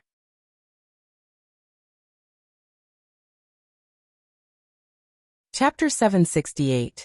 303 members joined. Shocking friends circles in all directions. _1 Yunshao district is different from the carved beams and painted rafters of Shermen district, the lively and human touch of the university town in Chang'an district, and the low-profile simplicity of Xinjiang district. As an economic center, it has always been luxurious. Neon lights dazzle in splendor. Jiang Fulai stood by a nearby street sign, his gaze lazily falling into the distance where Bai Lian was talking with Xiaoqi. Her unbound hair fluttered in the wind, and the skirt she was wearing swayed gently. Her eyes and brows were hazily covered by the roadside lanterns, exuding a unique Chinese charm. Behind her was the cold-colored glimmer of lights.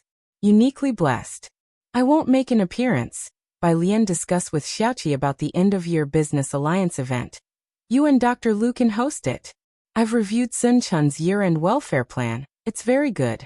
The focus is to promote the planting of herbal medicines in Xiangqing. Having been open for over a year now, after the acupuncture for myopia, some bloggers began to see initial results. With Xiaoqi's marketing genius, Xian Kong has formally become the go-to choice for netizens seeking myopia treatment within the country. Xian Kang's popularity naturally led to others following suit. Xian Kong did not work in isolation but welcomed teachers from any pharmacy to learn the acupuncture for myopia technique, a move that earned them a lot of praise. In the first half of the year, the internet was all about Yan Lu and Daong. In the second half, most of the topics revolved around Xian Kong and Bai Lian, and the Xiangqing Calligraphy Association also enjoyed some of the attention. Netizens knew that Xiankong and Xingyi Martial Arts School were from Xiangqing, but they were unaware of Bai Lian's connection with Xiankong. Xiaoqi was aware that Bai Lian was unlikely to attend the event. In fact, at various conferences, Dr. Lu usually represented Xiaoqi. Despite having earned his own money since junior high and possessing a mature aura, he was not fully trusted by the bosses and business partners due to his young age. Chairman Liao from the Jiangjing Business Association has been eagerly inviting us to join the association. Xiaoqi brought up another matter to Bai Lian. He would like to invite you to the end-of-year business alliance banquet. Xiankang's success in countering old brands like the Luo family and breaking into first-tier cities has garnered the attention of major business alliances. Those in the industry know that Xiankong must have political connections. Otherwise, it wouldn't have been possible for them to obtain insight into the top-level policy decisions so early on. Xiankong has already become a target for various business alliances.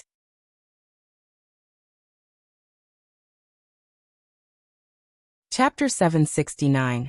303 joins the club. Shocking friends from all directions _2.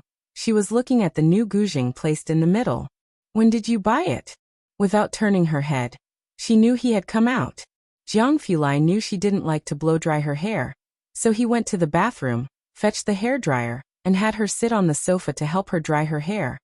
A couple of days ago, I saw they were about to transport it to the exhibition and had someone intercept it. It was a guzheng that hadn't even made it to the exhibition yet. Bai Lian was lying on the sofa sideways, and by now, she no longer asked Jiang Fulai how much he spent on this zither. She was only thinking about whether Dean Jian knew about this zither, and whether she should invite him to see it at home. Midway through the blow-drying, Zhou Wenqing's phone call came through. He said something, but Bai Lian couldn't hear it clearly, so she just tilted her head back. Turn it off first. Jiang Fulai stretched out his hand to turn off the hairdryer. Zhou Wenqing didn't know who she was talking to and felt a slight chill on his skin, his voice tinged with concern. I heard someone approach the president earlier. It was still about that spot. Zhou Wenqing was about to become deputy dean, and most of the movements within the department could reach him. It's nothing. Bai Lian didn't care about the matter at all. It was only after she finished the call that Jiang Fulai asked her what had happened. Bai Lian briefly explained. Yet, young Master Jiang's attention was elsewhere. He turned the hairdryer back on and snickered. 90 points? He usually gives you only 90? Bai Lian. That's quite high. Everyone else got only 20 or 40 points. Jiang Fulai certainly didn't think it was high, and after finishing blow-drying her hair, he specifically went back to the study to grab his phone and sent out a message. Missing these 10 points to come home for the new year? This somewhat subdued smile made none of the Zhongxing executives, who were in a meeting, dare to speak. Outside, Ming Dongheng wouldn't dare to enter room 302 at this time. He was in room 303 helping Jiang he tidy up the Lego on the carpet, waiting for Bai Lian to come out before discussing Wen Zixia's matter with her. A spokesperson? Bai Lian pondered for a moment. Everyone was busy at the end of the year. Yin Lu was attending various ceremonies and receptions, and she was also preparing to release a new song. Though Ming Dongheng was taking on the responsibility of a head bodyguard, as a member of the Ming family, he understood a bit. These enterprises that are being marginalized are now much less well known than before. They are all looking for new avenues, and Miss Wen's family business probably wants to make a breakthrough in this regard.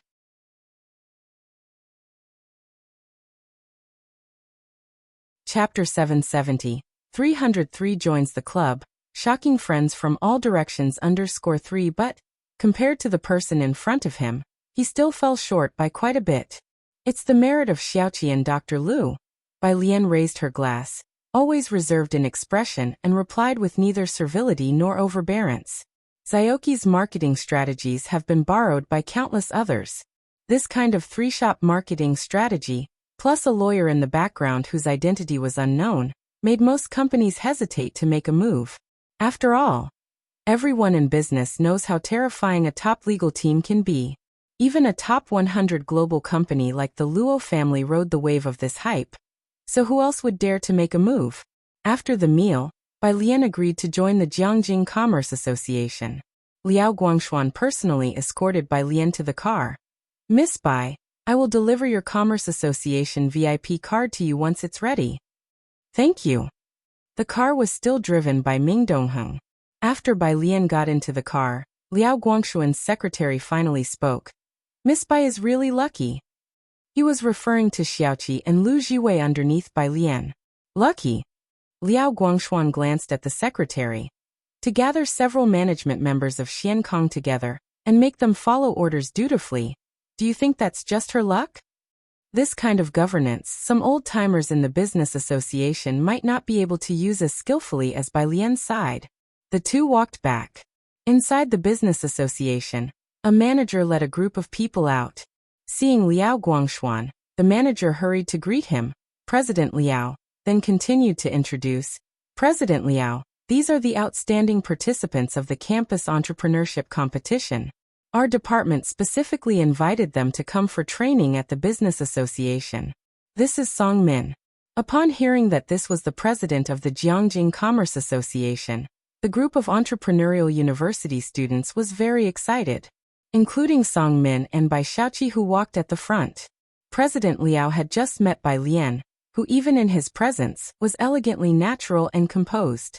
Comparing her with these young people who couldn't conceal their ambition made for a stark contrast. He smiled and offered a few words of encouragement. After he left, the group of students burst into excited chatter.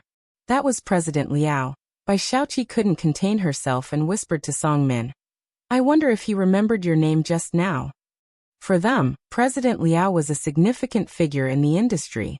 Bai Qiming couldn't sit at the same table with him to dine even if he tried for another 20 years. The 27th day of the lunar calendar. There was only one day left until Wen Zixia's engagement.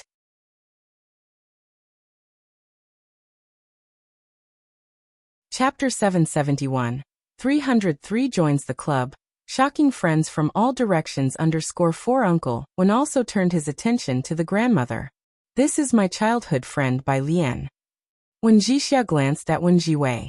Wen Jiwei took a closer look at Bai Lian, felt that the name sounded somewhat familiar, but did not give it much thought, as Wen Jixia grew up in Beiqing. A childhood friend would also be from Beiqing. Jiangjing had not heard much of the Bai family. She tilted her head to continue speaking with Lai Chun, not paying attention to Bai Lian. Today, many guests arrived early at the Wen family, and they would be uniformly arranged nearby later.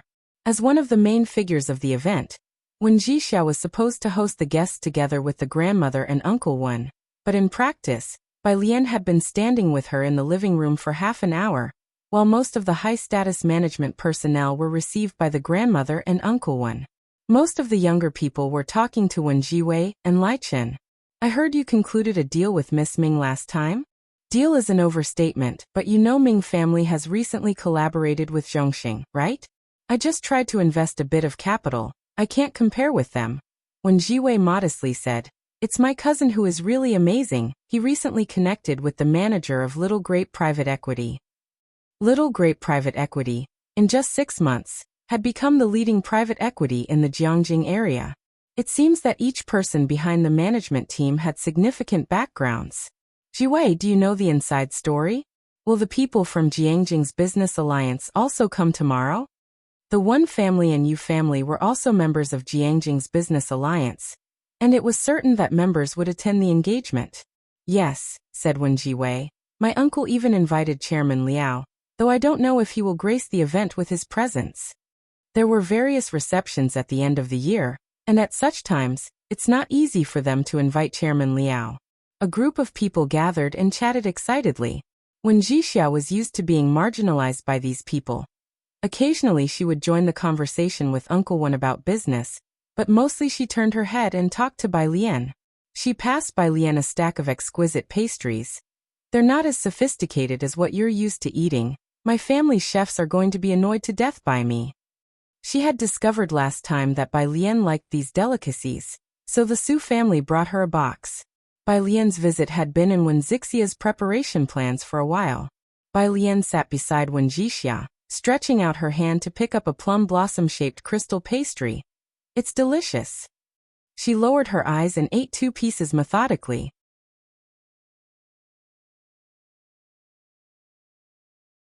Chapter 772. 304 Jixia. This is Chairman Liao_1 in the past year. Quite a few people have added by Lian. Among the people the original owner added, aside from Ji Mulan, she basically didn't delete anyone. Later on, she added a group of people from Xiangqing, followed by the head of the institution and others. And after coming to Jiangjing, she added Gao Shu, Gao Yan, and her classmates from Jiang University. Her WeChat moments gathered a constellation of talent. But basically, everyone who was added later knew that Miss Bai didn't like to go online, spending her days either reading books or visiting the Book Association Martial Arts Hall. And in her spare time, she looked after cabbages or played Go with Jiang He. This was the first time she posted on her moments. Seeing her post on moments for the first time, most people were quite surprised to click and take a look. Especially Class 15, who had added by Lian for over a year, and now seeing her post on moments, directly took a screenshot and sent it to the class group. Wing Qi. Screenshot. Wing Qi. It's amazing, Sister Lian actually knows about this feature in moments. Zhang Xiai's replied to Beibei. At Bai Lian. Wing Qi has recalled a message. They were just joining in the fun, but some people seriously looked at the picture. The invitation on the picture had the time and place clearly written. On the other side, Chairman Liao was at the Hot Spring Villa, accompanying Dean Feng and hosting professors from the finance department as well as several politicians. Does Xian Kong have ties with her? Dean Feng's expression betrayed his surprise. As the dean of the finance department, Dean Feng's network was quite formidable. The solid foundation paste from behind Xian Kong had overpoweringly potent effects. He knew better than anyone where it was used, exclusive to the Special Forces medical supplies, signed under an official contract. In fact, one only needed to look at the packaging of solid foundation paste to know. Many drug names were not disclosed, belonging to second-level confidential prescriptions. This was also one of the reasons why the Luo family couldn't beat Xian Kong. The product now being sold to the public was diluted by several times. Backed by official support, prescription confidentiality. Therefore, Dean Feng suggested that Liao Guangshuan personally invite Xian Kong, this yet-to-be-listed company, to join the Jiangjing Business Alliance. The Luo family's cooperation with our country, and the domestic leading traditional Chinese medicine industry did indeed need a change. Now it seemed that Xian Kong was indeed thriving, offering a new path for traditional Chinese medicine in the country. This was because the nearsightedness acupuncture treatment, after being verified by netizens over 2 to 3 months, really showed remarkable effects, leading more and more people to believe in traditional Chinese medicine. I didn't expect it either, said Liao Guangshuan, sitting on the Kong bed, picking up the hot teapot in the middle and pouring tea for Dean Feng. She doesn't understand the industry, but she speaks with a commanding presence, never appearing in public, which is odd. Xian Kong had been hot for so long, yet its public managers were merely 2 doctors, one surnamed Lu, the other He. If netizens knew who was behind Xian Kong, Bai Lian, with her influence in Jiang University, and her popularity online, Xian Kang's fame would surge yet again. After all, she is from the Mu family. Dean Feng, who knew about a former incident involving the Mu family, said, the Mu family patriarch was also a towering figure when he was young, although he wasn't as conspicuous then. Xian Kong is just icing on the cake for her. Her main arena isn't the business world. According to Old Huang, this Miss Bai is no simple character. He looked serious. The finance and physics departments have been close due to Jiang Fulai and Jiang Shijua, often holding joint events. Dean Feng and Dean Huang were old friends, having dined together just the other day. He had overheard Dean Huang slip and call Bai Lian Jr. sister. Who is Dean Huang's teacher? If he called Bai Lian Jr. sister, that meant she was extraordinary, the disciple of the sect leader of the #1 academic school in the country, with the previous 3 senior brothers all being industry titans. Sitting aside, Liao Guangshuan once again heard shocking insider information. He began to think about his attitude toward Bai Lian during their previous meetings. When he went back to his room, he inadvertently saw Bai Lian's moments post, with a long list of likes from mutual friends below. Liao Guangshuan fixed his gaze on it for a moment. Su En Dean Huang, the 3rd young master Su. A plethora of people's likes. He quickly clicked like too, then clicked on the picture to take a closer look.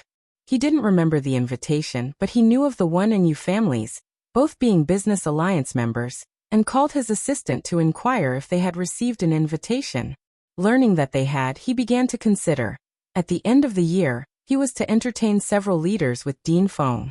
Now Liao Guangshuan couldn't make up his mind, and went to ask Dean Feng. "Go ahead," said Dean Feng after some thought, offering his advice. "It wasn't easy for old Huang to find her last time, and your chances of seeing her afterward might not be many. He might as well take this opportunity, as it would be difficult to see her again in the future." At the One family, Bai Lian had been in the greenhouse since the afternoon, opening her laptop to work on data.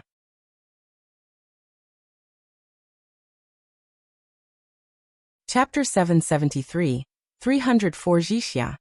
This is Chairman Liao _2. Her computer was filled with charts of reds and greens. Both glanced at each other's computer screens, and good. Neither knew what the other was up to, so they silently turned their gazes back to their own tasks. The One family butler came over a few times to replace their tea with warm water, and he could understand a bit of what was on Wenxixia's computer. It was a K-line chart. Bai Lian's had all sorts of charts and a pile of spreadsheets, and sometimes dynamic models would pop up. No idea what she was doing. Is this what young people are into these days? The butler, puzzled, returned to the living room to assist the old lady with hosting guests. After she finished a chart, Bai Lian slightly raised her hand and lazily picked up the teacup beside her. While chatting with Wen Jixia, it seemed casual. "School just started.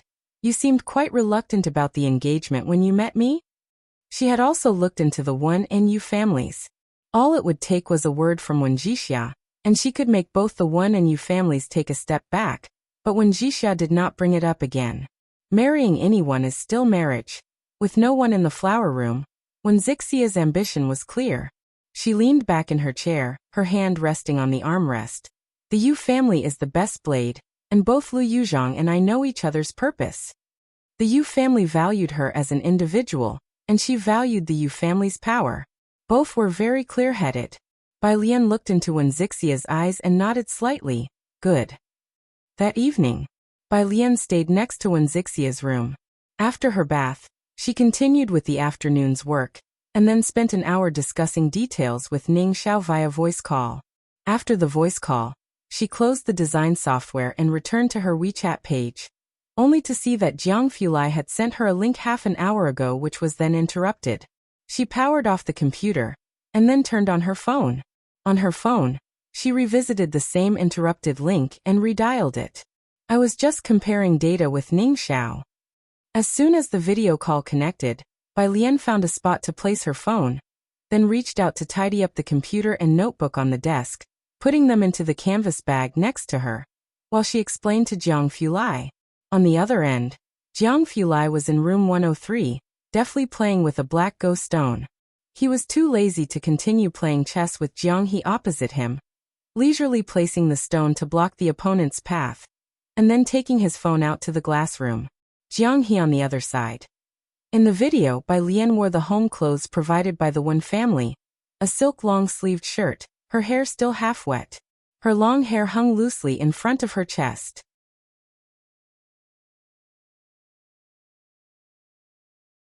Chapter 774, 304 Jixia. This is Chairman Liao _3 Wen Jixia. How do you have his WeChat? Added in Xiangcheng. They were filming there before. Do you want me to send it to you later? Ah. Wen Jixia was startled for a moment. No need. I just like the characters he and Yen Lu play, especially Yen Lu.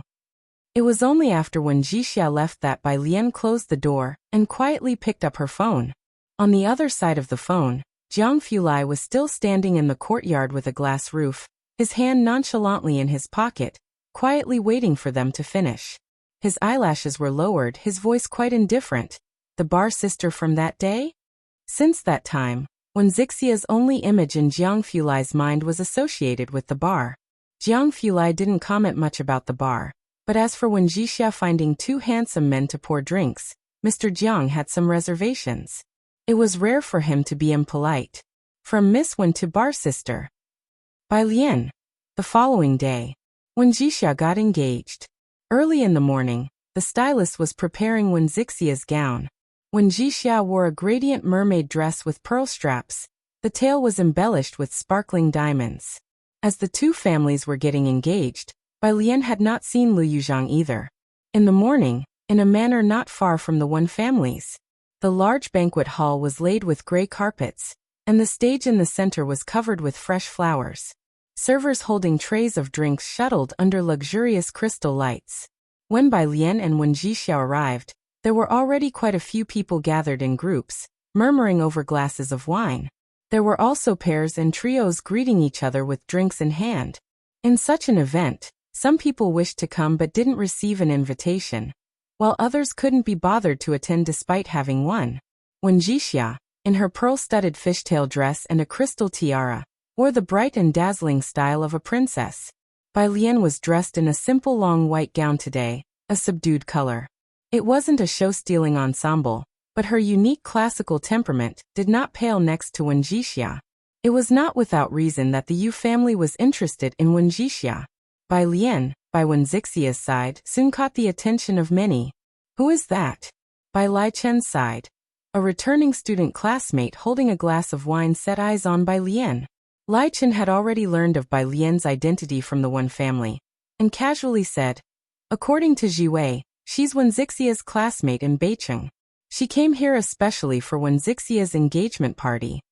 Having come this far for Wen Zixia's engagement, he felt he had grasped Bai Lian's intentions. A classmate from Beicheng? Lai Chen's classmate looked in Bai Lian's direction with a keen interest. Then there's no need for special greetings.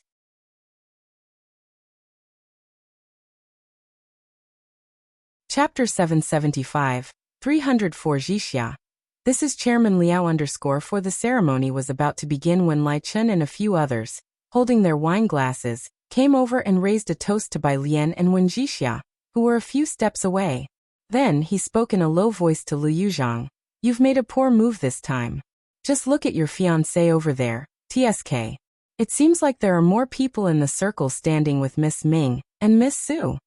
It's not popularity that I want." Lu Yuzhang straightened his collar. What he valued was Wen Zixia's ability to orchestrate business. Lai Chen shrugged and commented on Wen Jixia. "A sheltered lady who rarely steps out of her door, how utterly boring." The group was in the middle of their conversation. Suddenly, the Wen family matriarch, Uncle Wen, and the parents from the Yu family, together with several important business partners, all headed towards the entrance. This movement caught the attention of most guests. Lai Chen was startled, then turned to Lu Yuzhang. "Who else is expected to arrive today?" Lu Yuzhang had no idea. His gaze swept the area. All of the main business partners of the Yu family and Wen family were there, hosted by his parents and Uncle Wen. Their younger generation was all gathered in this spot. Aside from them, Wen Jiwei and her group were also guessing. "Jiwei, who has arrived?" "I don't know either." Wen Jiwei stood up and walked a few steps to the side, following Lu Yuzhang and the others. In the hall, several big shots stood up to greet the guest, prompting others who sat on the sofas to naturally rise. Only Wen Jixia and Bai Lian didn't move. Wen Jixia, aware she did not know those people and too lazy to bother, even went to get some desserts for Bai Lian. "Try this, do you like it?" At the entrance, a middle-aged man appeared at a leisurely pace. Uncle Wen and President Yu went straight up to welcome him, quite surprised. "President Liao, we didn't expect you to come." Everyone knew that President Liao was to meet with governmental officials at the end of the year, and nobody thought he would show up at an engagement party. "President Liao is here?" Lai Chen and those around him looked at each other, puzzled. Lu Yuzhang, realizing who it was, readjusted his suit and walked forward. When Jiwei and the others felt some excitement. "Jiwei, is that President Liao? He's actually come?" The arrival of President Liao caught most people off guard. The crowd quickly surrounded him, and both acquaintances and strangers alike wanted to get noticed by President Liao. As the leader of the largest business league and a student of President Feng, who is the chairman of the business association, President Liao's connections and resources were unmatched in Jiangjing. Even Lu Yuzhang went to get acquainted with President Liao. It was a rare opportunity.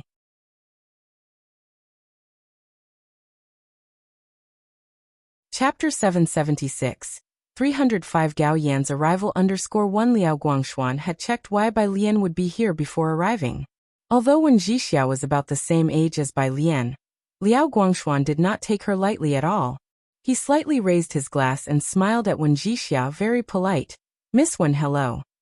Wen Jixia was still holding a glass of wine in her hand. Her entire body was somewhat stiff. After all, this Liao Guangshuan was the person Wen Jiwei and the others had mentioned many times in the past 2 days. Though it was hard to believe, she reacted very quickly and calmly introduced herself to President Liao. President Liao smiled, took a sip of wine, and then placed the glass on the tray. Exchanging contact information with Wen Jixia, he spoke to Bai Lian. "I was at Hot Spring Villa with teacher yesterday, and I wanted to invite you as well, but Mr. Su said you were not available." Bai Lian indeed did not have much free time. After chatting for a few sentences, Liao Guangshuan personally handed the business card of the Merchant Guild to Bai Lian. "This is your card. It will be accepted at airports nationwide and 5-star hotels from now on." As the largest business chamber in Jiangjing, it naturally had special treatments. The Guild's membership card granted access to VIP lounges at all airports and special services at major hotels. "Thank you." Bai Lian also put down her glass and reached out to take the card, a very noticeable black diamond card. Bai Lian chatted casually with Liao Guangshuan. Their voices were not loud during the conversation. But at that moment, almost all eyes were focused on their corner. The entire banquet hall's attention was on them. The people around them all heard Liao Guangshuan say Miss Bai and Miss Wen. At this side, the Yu family members exchanged glances. "Yuzhang, does Jixia really know President Liao?" "I'd say it's her friend who knows President Liao." Lu Yuzhang's gaze shifted from President Liao to Bai Lian by his side. The status of Liao Guangshuan went without saying. His sudden arrival caught most of the people in the hall unprepared. The Yu family and Wen family were somewhat panicked, afraid of not having provided adequate hospitality. But judging by Wen Zixia's reaction just now, it wasn't hard to guess who had caused Liao Guangshuan to come over. "Her friend, I remember, has the surname Bai, right?" General Yu found it unbelievable. He hadn't heard much about the surname Bai. He didn't even know the name of Miss Bai. How could she have suddenly stirred President Liao? After a moment of silence, Lu Yuzhang picked up his glass and went to find Wen Jixia. His action made the others react, and one by one, they went to greet Liao Guangshuan and Wen Jixia. "Jixia, do you not recognize me? I'm your auntie by marriage." For a time, all sorts of aunties, uncles, cousins came over to get close to Wen Jixia. Anyone who could say a word came over. "Cousin." Lai Chen realized the situation was somewhat off, quite anxious. How do they know President Liao? Next to him, a group of young masters and misses from the circle also looked towards Wen Jiwei, hoping for an explanation. The Lai family had always been supportive of Wen Jiwei. This time Wen Zixia's engagement with the Yu family made Wen Jiwei and Lai Chen naturally lean towards Ming Zongyao and Su Jini. Wen Jiwei's thoughts were also in disarray. After Wen Zixia's return, the old lady gave her 10% of the shares, naturally making the rest of the Wen family feel threatened. People in the circle all knew each other, driven by interests, resulting in Wen Jixia having no friends within the circle after returning for more than half a year. The Yu family's choice of Wen Jixia was unexpected to everyone. But this choice had made those who were still indecisive decide in an instant that the Wen family would definitely have a falling out with the misses of the Ming family. Today was Wen Jixia and Lu Yuzhang's engagement party, and some people came with the intent to watch the excitement. Who could have known in their eyes Wen Jixia, who never seemed to have many friends within the circle, was actually acquainted with Chairman Liao. Who is Chairman Liao? That was someone even their parents sought to ingratiate themselves with. Now interacting amicably with Wen Jixia. What message would that not send? The aristocratic young ladies and gentlemen with their noses in the air looked at Wen Jiwei for the first time with regret. Seeing the crowd around Wen Jixia growing larger, Lai Chun, holding his glass, felt as if sitting on pins and needles. "Cousin, our days at the Wen Family Corporation next year might become difficult." They were now both at the Wen family headquarters, competing on the same stage. The Wen family had been on the decline for the past 2 years, with Wen's uncle directly transferring one of the subsidiary projects to them. "Not necessarily," Wen Jiwei said quickly, her mind working fast. She pursed her lips. Didn't I tell you about the get-together I had with Sister Su Jeannie last week? We managed to invite Yin Lu. Yin Lu. Lai Chen had just returned to the country recently and found the name familiar, but did not know Yin Lu. From the entertainment industry, Wen Jixia said, mentioning Yin Lu without much concern. She has a large fan base, and the industry rates her highly. She currently has only one endorsement deal. If our team with the Ming family can invite her to be a joint spokesperson, we won't have to worry about fame or brand image. Yin Lu's popularity was now sky-high, endowed with the auras of Daong, by Jian, and director Jian, especially since rumors were that her marketing company was Shijiang, the top marketing team in the country.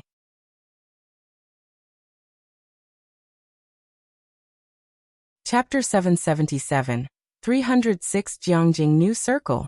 New song release. Second release. _1 Wen Jixia and Bai Lian had long become the focus of attention at the event, drawing numerous gazes as soon as they appeared. Between them stood a lady in a champagne-colored cheongsam, draped with a white shawl and holding a black jade fan in her right hand, which she was just folding up, resting it lightly against the base of her thumb, conversing with Wen Jixia. Whatever she said caused the woman to open the fan and hide a smile behind it. Cheongsam, black jade fan. Her aura of distinction made it clear she was no ordinary person. There were few at the event who recognized her, but there were indeed a handful. The girl sitting next to Wen Jiwei stood up in disbelief, her mouth agape. Jiwei, that is, Su. They were all part of Miss Su's second daughter's entourage, and had naturally met Mrs. Su, the second wife, through Su Jeannie. When Jiwei slammed down her wine glass, she had been in the mood for a drink when Liao Guangshuan arrived, and was discussing projects with Lai Chen, but now that she saw Gao Yan, she could not remain seated any longer. With a clank, she stood up. Not many knew Gao Yan at the event, but there were indeed a few who did. All set down their wine glasses, quietly watching the direction of the entrance. Bai Lian exuded an understated and gentle charm, but Gao Yan's air of nobility was unmistakable, nurtured by a prestigious family. The guests at the banquet hall instinctively split into two rows, making way for them. Bai Lian tapped languidly on her phone, and at this scene, she merely raised her eyebrows slightly. Are you returning to Xiangqing tomorrow? Gao Yan spoke slowly to Bai Lian, her voice carrying a tinge of reluctance. Aren't you spending the new year in Jiangjing? These days, it's only during the new year that I have a chance to visit home, Bai Lian explained. Ji Heng had come to Jiangjing for her. From any perspective, Bai Lian would not be spending the new year in Jiangjing. At the back of the crowd, Liao Guangshuan also caught sight of Gao Yan. He was taken aback for a moment, then quickly collected himself, setting down his champagne and moving forward, bowing slightly. Mrs. Su, it's unexpected to encounter you here as well. Clearly, Gao Yan was standing closer to Bai Lian. Jiwei is getting engaged today. Gao Yan greeted Liao Guangshuan politely, while also casting a glance at the Wen family's matriarch and Wen's uncle. I've come uninvited. I hope the elder Mrs. Wen will forgive me. She smiled softly. Her voice was gentle, but at that moment no one nearby dared to speak. The fact that Liao Guangshuan was respectful enough to address her as Mrs. Su, and repeatedly use the word you. Even those who had not seen Gao Yan before seemed to guess who she might be. The elder Mrs. Wen recovered, hurriedly walking forward with the help of the Wen family butler. Mrs. Su, your presence graces our home. It is an honor for the Wen family. The entire banquet hall fell silent. For a while, only the voices of the elder Mrs. Wen and a few others speaking with Gao Yan could be heard, as everyone else quietly observed the scene. After a good while, Liao Guangshuan and a few others accompanied Gao Yan. It wasn't until then that Wen's uncle took a deep breath, turning to ask the Wen family butler beside him. Who exactly is Zixia's friend? How come I've never heard of this person before? Liao Guangshuan is one thing, but why has Gao Yan also come? Although Gao Yan and Liao Guangshuan were there for Wen Jixia, judging by the way Gao Yan looked at Bai Lian, everyone knew the reason for her visit. And there was more. Wasn't it said that Mrs. Su, the second wife, was quite fond of the second Miss Su? Miss Su was friends with Ming Zongyao. Yet now Gao Yan was openly attending Wen Zixia's engagement party, making it seem that in Gao Yan's eyes, Miss Su was not as important as the rumors had suggested. The Wen and Lu family's engagement party hadn't invited the media or disclosed much publicly. But with so many people coming and going, there are no secrets in the circles. The matters concerning Liao Guangshuan and Gao Yan were still leaked. Information about Miss Su, the second daughter, receiving Gao Yan's favor stirred up controversy, and rumors surfaced in Jiangjing that Su Jin, Su Jini, and even Su Nanjing had become a thing of the past. A new social stratum was gradually rising in Jiangjing. The Mu family. Mu Yining sat in Tingyu Pavilion, conversing with Ji Xiaojun at the dining table. "What time is your flight tomorrow?" 6 o'clock, Ji Xiaojun replied. Ji Xiaojun hadn't returned to Xiangqing in quite a while, and although Mu Yining and the butler would have liked for Ji Shan's family to stay at the Mu residence for Chinese New Year, they didn't insist. Not to mention Bai Lian and Ji Heng would definitely not stay in Jiangjing. 6 o'clock. The butler was a little surprised. He had flown to Xiangqing several times, usually landing at Beijing with the earliest flight at 5:20, and then at 8 o'clock. It must be due to the upcoming New Year, with added flights. Chapter 778. 306 Jiangjing New Circle. New song release. Second release. _2 Mu Yining's gaze fell on Ren Wanxian, who was beside her. "Wanxian, aren't you going back?" "Not going back." Ren Wanxian put down her soup spoon. She had no affection for Ji Xiaorong. "My grandpa will come to see me in a few days." Being able to spend the new year in Jiangjing, Ren Wanxian had no intention of returning to that remote city. Moreover, with so many social gatherings in Jiangjing around the new year, Ren Wanxian had finally established good relationships with those young ladies and gentlemen. She didn't want to miss this opportunity. The next day, on Jiang Fulai's private jet, Zhang Xiais was on Jiang Sun's plane for the first time. Sitting on the sofa playing games with his class 15 mates, he hardly played games anymore. Wang Qi asked him through the headset, "That's not right. Pingren, aren't you supposed to be going back to Xiangqing today? You should be on a plane now, right?" Zhang Xiais with his legs crossed, "Yeah. How can you be playing games with us on a plane?" Before Wang Qi replied, another person in the team spoke up. Zhang Xiais glanced up slightly at Jiang Fulai, who was wearing a black sweater across from him, and muttered indistinctly, "I'm on Air China, they've got Wi-Fi now." "Oh, is that so?" The others in the team believed him. "Then next time we go back, we'll fly Air China too." Across from him, Jiang Fulai was sitting across from Ning Xiao, his slender, cold white hand gliding across the laptop screen, his smooth jaw lifting, his eyes still light and shallow. "Did someone guide you?" Across from him, Ning Xiao sat up straight. "Both academician Ma and senior, he would have provided me with data and ideas." And there was Bai Lian, who had helped him with the calculations. He couldn't have completed it so quickly on his own. Jiang Fulai swiftly scanned the final acknowledgements. Bai Lian, headmaster He Won, their names were all mentioned. He turned the computer away and stood up. "I've already reported this project for you. I'll give it directly to the chief editor at the Boss summer camp in a few days." Bai Lian was in a small room, and Jiang Fulai went to find her. On the way, he passed by Ji Xiaojun, who was playing Go with Jiang He. Ji Heng and Shen Qing had returned to Xiangqing with Lu Xiaohan ahead of time. Lu Xiaohan wanted to learn from Grandpa Tao how to craft and control puppets, and to complete a puppet show during the winter holidays. Not far away, Ming Dongheng, who was pouring water, couldn't help but look at Ning Xiao. Jiang Fulai spoke so casually to Ning Xiao, but from what he had overheard, the project that Ning Xiao was collaborating with He Won, Bai Lian, and academician Ma on was a key project for the next 20 years. Uranium mining indeed.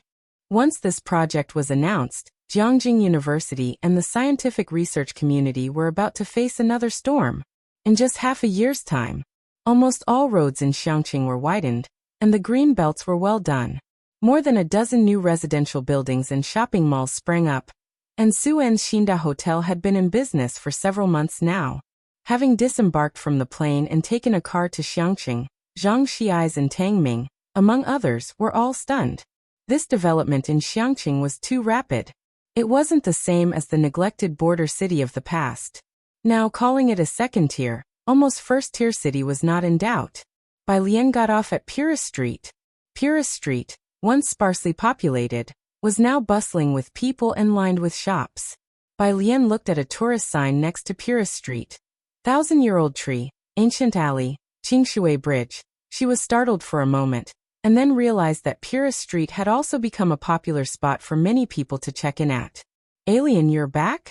A lady selling embroidery waved at Bai Lian, then turned to the customers at her stall and said, "This is our top scorer in Xiangcheng's college entrance exam this year, Bai Lian. You all have heard of her, right? Her grandfather is a master embroidery teacher, and we've all learned from him." And Alien, before she went back to school last year, she even took the time to share her learning experiences and methods. "My daughter ranked in the top 10 of her class in the final exams." Purist Street was filled with Bai Lian's fans. As soon as they heard that this was the legendary girl from Xiangcheng, many people wanted to greet Bai Lian and ask about her study methods. But seeing the tall man by her side, they abruptly stopped in their tracks. The path leading to Ji Heng's small courtyard had been renovated, and the stones underfoot no longer wobbled when stepped on. Jiang Fulai stood to the left of Bai Lian, lazily sticking one hand in his pocket, while holding Bai Lian's laptop with the other. Beside him, Jiang He toddled along, trying to keep up with the two. "Well, return to Jiangjing on the 6th, go to the school team on the 7th, and then we leave for M Country on the afternoon of the 8th. The boss training camp isn't tough. If we're quick, we'll still have 3 days after our return to go visit the snowy mountains," Jiang Fulai said to Bai Lian with a calm composure, making plans. He didn't stay in Jiangjing for the new year again this year. With the 15-day holiday, most of the time was spent accompanying Bai Lian back to Xiangcheng. A smaller part of the time reserved for travel for Bai Lian and himself. Master Jiang's arrangements were very reasonable. After the new year, on the 6th day, Bai Lian and a few others finished celebrating the new year and returned to Jiangjing. Jiang Fulai just left the Jiang family behind, and as soon as he arrived in Jiangjing, he had to return to take charge of affairs. He was not very keen on going, and it was Su Nanjing who gently informed Bai Lian, who then urged him to return. She sent Jiang Fulai off in the car, then looked down at her phone. Several messages. "Sister Xian. Miss Bai, Yanlu's new song releases at noon today. Link." Today was the day Yanlu's new song was released. It had been over half a month since Yanlu recorded the song, and it had become a trending topic then. Now finally about to be released before noon, various music apps were already lagging badly. Bai Lian scrolled down and sent Wen Jixia the address.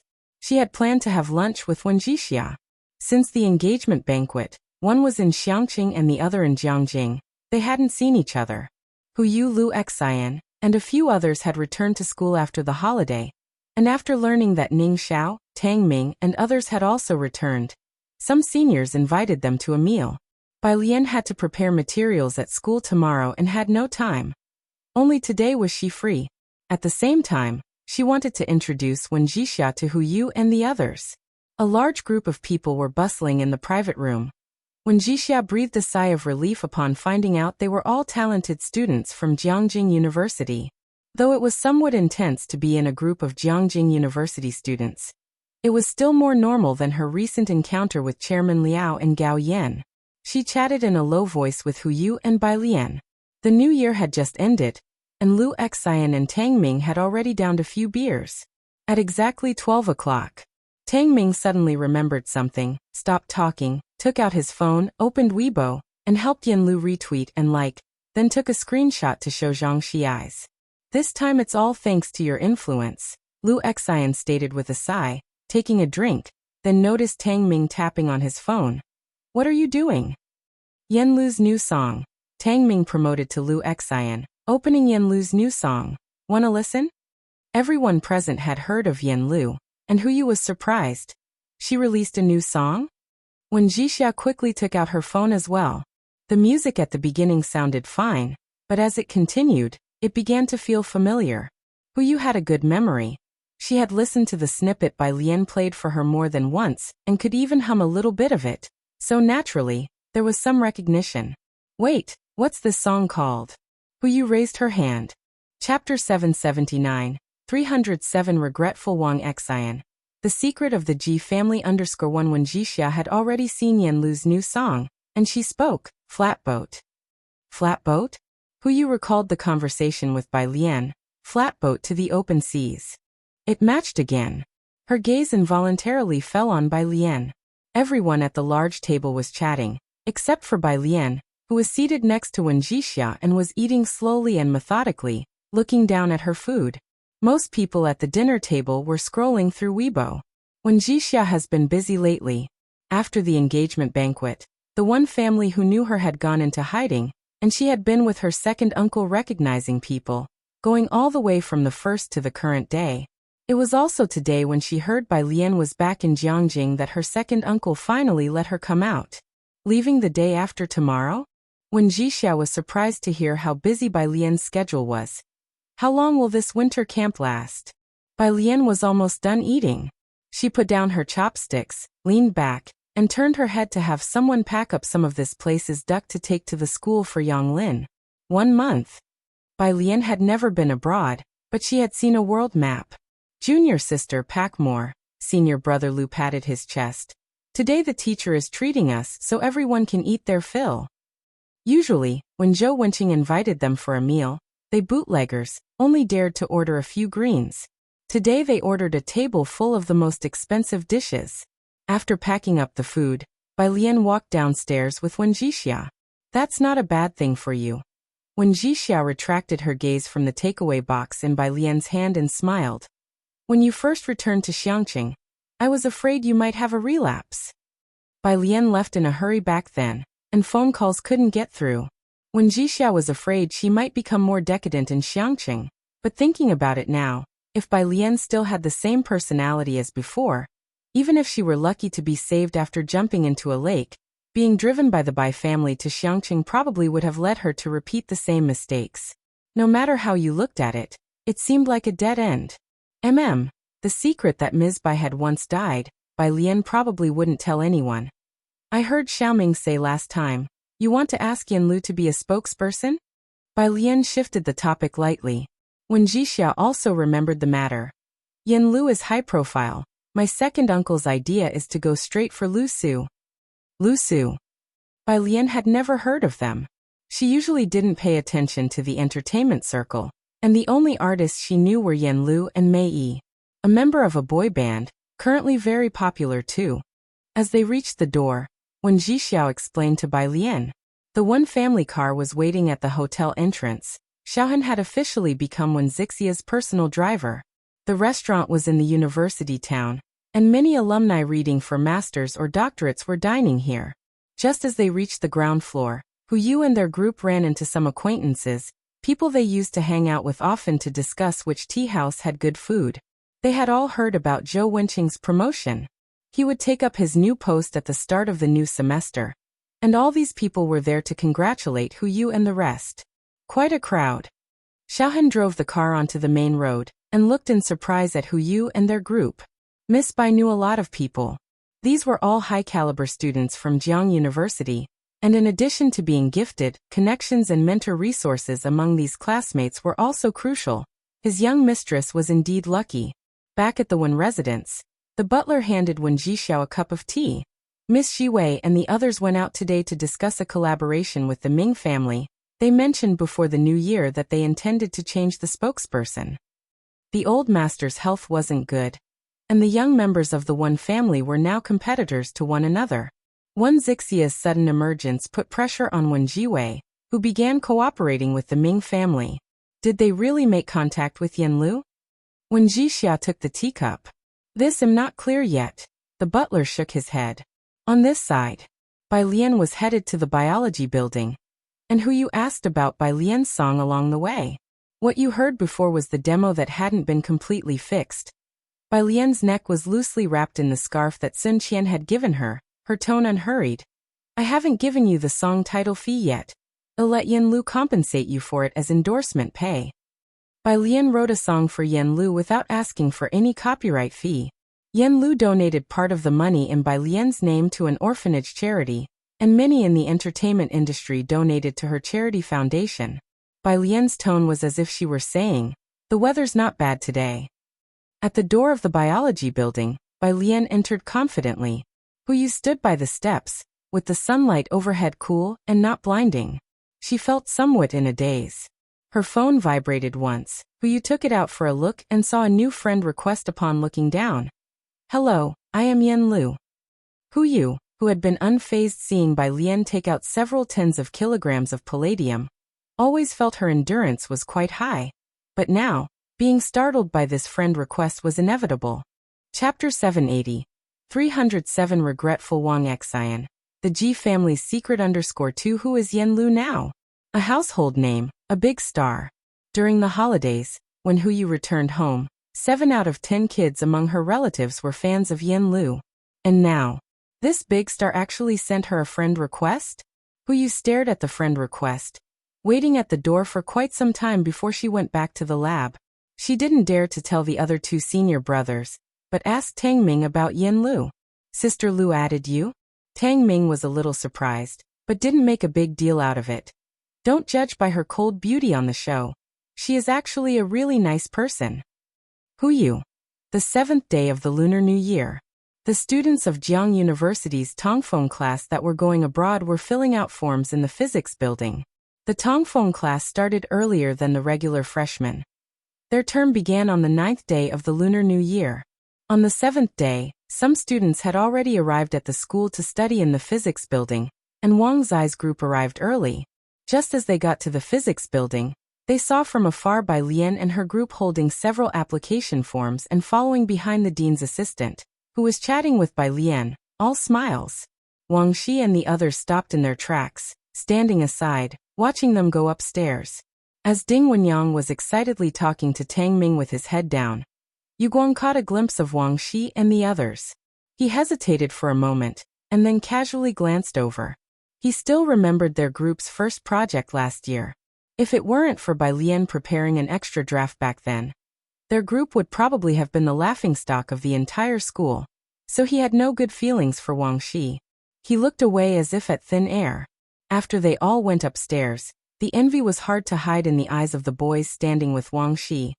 Who would have thought that in the end, it would be Bai Lian's group going to the summer camp? Ding Wenyang and his group are really lucky. After being classmates for so many years, they were all too familiar with Ding Wenyang's abilities. In the past, it was mostly Wang Shi holding up that group. After Wang Shi joined their group, the rest of the class felt sympathy for Ding Wenyang's group. After all, they had lost a pillar and gained a few dead weights. Who could have known, those they pitted earlier eventually surpassed Gao Yuan's group and got into the winter-summer camp. And they all knew that Ding Wenyang's chance to go to the summer camp this time was entirely due to the few new students with Bai Lian. After all, she's the top scorer in the college entrance exam, truly freakish. She can even compare with senior Hewen. A boy was still speaking when someone pinched his arm hard. The person pinching him gestured for him to look at Wang Shi beside him. The boy looked at the displeased Wang Shi and quickly shut his mouth, realizing his blunder. Wang Shi, clutching his book, said nothing and walked out the door. After he left, the boys in the group exchanged glances. Wang Shi must regret it to death, right? Look at his eyes, he probably hasn't slept well recently, another shrugged. After all, he was originally in Ding Wenyang's group, and he would have had a spot in the summer camp. It was his choice to leave. Even they envied Ding Wenyang's group, let alone Wang Shi, who was once part of it. Zhou Wenqing's office. He had come to the school a few days earlier to handle the transition, as the Tongfeng class was going to start term soon, and he came early to his office to deal with matters. Upon hearing Wang Zai's words, he looked up and put down his pen. Ding Wenyang's group? Professor Zhou, Wang Zai's hands dangled at his sides. If I join Ding Wenyang's group now, is there still a chance for me to go with them to the summer camp? Hearing Wang Zai's question, Zhou Wenqing finally remembered something. At the beginning of the term, Wang Shi was in Bai Lian's group. He pushed up his glasses and gazed deeply at Wang Shi. Theoretically, student Bai Lian's group is short one person, and if you join now, you could catch up with them for the summer camp. Hearing Zhou Wenqing's words, Wang Shi felt his heart leap to his throat, his fingers twitching. So that means? However, as I said before, I have no objections as long as your two groups reach an agreement. Zhou Wenqing withdrew his gaze and looked back at the documents. You should know that I always respect your decisions. You shouldn't have come to ask me. When Wang Shi had wanted to leave Ding Wenyang's group originally, Zhou Wenqing had not stopped him, letting them decide for themselves. Now Zhou Wenqing still left the decision to Bai Lian's group. Zhou Wenqing bowed his head and just typed out a line when his phone rang. It was an unfamiliar number. Professor Zhou, hello, this is Gao Jiechen. I was wondering if you have time. I would like to invite you to a meal. Chapter 781. 307 Regretful Wang Xian. The Ji family's secret _3 Zhou Wenqing said he had no time and hung up the call. Next to him, his assistant asked in confusion, "Have there been so many people inviting you to dinner recently?" The news that Zhou Wenqing's laboratory received 30 kilograms of palladium had spread. And of course, the Gao family was not kept in the dark. Gathering so much experimental material in such a short time, it was easy for people to connect the dots to Wang Yufeng. In the evening, Bai Lian helped Hu Yu and the others move their laboratory. Zhou Wenqing was promoted. His research was published ahead of schedule, and his territory naturally expanded as well. After moving the laboratory, she went back to the apartment with Tang Ming and the others, packed her things, and prepared to leave the next day. Bai Lian, Ding Wenyang, Wang Shi had been sitting on the steps at the entrance of the research center. When he saw Bai Lian and the others emerging, he stood up, his gaze fixed on them. "I'm sorry for what I did, but I had no choice at that time. Could you forgive me just this once and speak to Professor Zhou on my behalf, to let me rejoin the team?" "What the heck?" Bai Lian didn't look at him, just lazily wrapped her scarf around her neck, and went to find Jiang Fulai's car. Her eyes low, she exuded an air of unhurried departure. Ning Xiao never cared much about others. After greeting Ding Wenyang, she too left, leaving only Ding Wenyang and a few others standing coldly on the stairs, looking down at Wang Shi. "No choice? You had no choice but to deliberately take note of our paper? To make us look foolish in the first literature report meeting, in front of President Huang and all the faculty and students? To receive the lowest score? But you were also guarding against me, weren't you?" Wang Shi pursed his lips. "Deliberately showing me the paper you didn't need. Sending out a false lead to Gao Yuan? And thanks to that, you became famous throughout the school. That wasn't entirely a bad thing for you, was it?" "Deliberately." Ding Wenyang tugged at the corner of his lip, his glance icy. "Wang Shi, we never lied to you. The paper that Sister Bai later reported was her own work. It had nothing to do with us. If it hadn't been for her, all of us would have been tarnished with the stigma of imitating you. You're not unaware of the impact this would have in the academic world, are you? In academia, plagiarism is a serious matter." Having said that, Ding Wenyang didn't look at him again but turned around, descended the stairs, and left. Wang Shi remained standing in place, unable to come to his senses for a long time. He and people like Gao Yuan always thought that Ding Wenyang and the others deliberately handed them a low-quality report. Only today did he realize. Was that paper really sorted out by Bai Lian alone? Come to think of it, it wasn't surprising. She could ace the final exam set by academician Ma, and had a comprehensive score 20 points higher than Gao Yuan, far surpassing the rest of them. It seemed. He really shouldn't have left their group. Jiang Fulai was sitting in the passenger seat. Wearing a Bluetooth earpiece, he tapped his well-defined fingers on the steering wheel impatiently. "So you guys can't match the acuity of a high school senior?" There was an unclear mumbling from the other end. Jiang Fulai laughed coldly. "Fine, I'll send you in for a year to try it out." The passenger door was opened. A chill wind rushed in. Jiang Fulai's tone paused slightly. He glanced at Bai Lian, tapped his Bluetooth earpiece with his slender fingers, his tone more restrained. "Organize it tonight for me." He hung up the call immediately. Bai Lian took a paper bag from the passenger side, sat down and closed the door. "You finished the call?" "It wasn't anything important." Jiang Fulai extended a hand, looking at the loose strands of hair near her eyebrow as he brushed them aside. "Heading to Kangyu Tower?" Ji Heng and Jiang He were still in Xiangqing. Bai Lian had no preference for where to eat.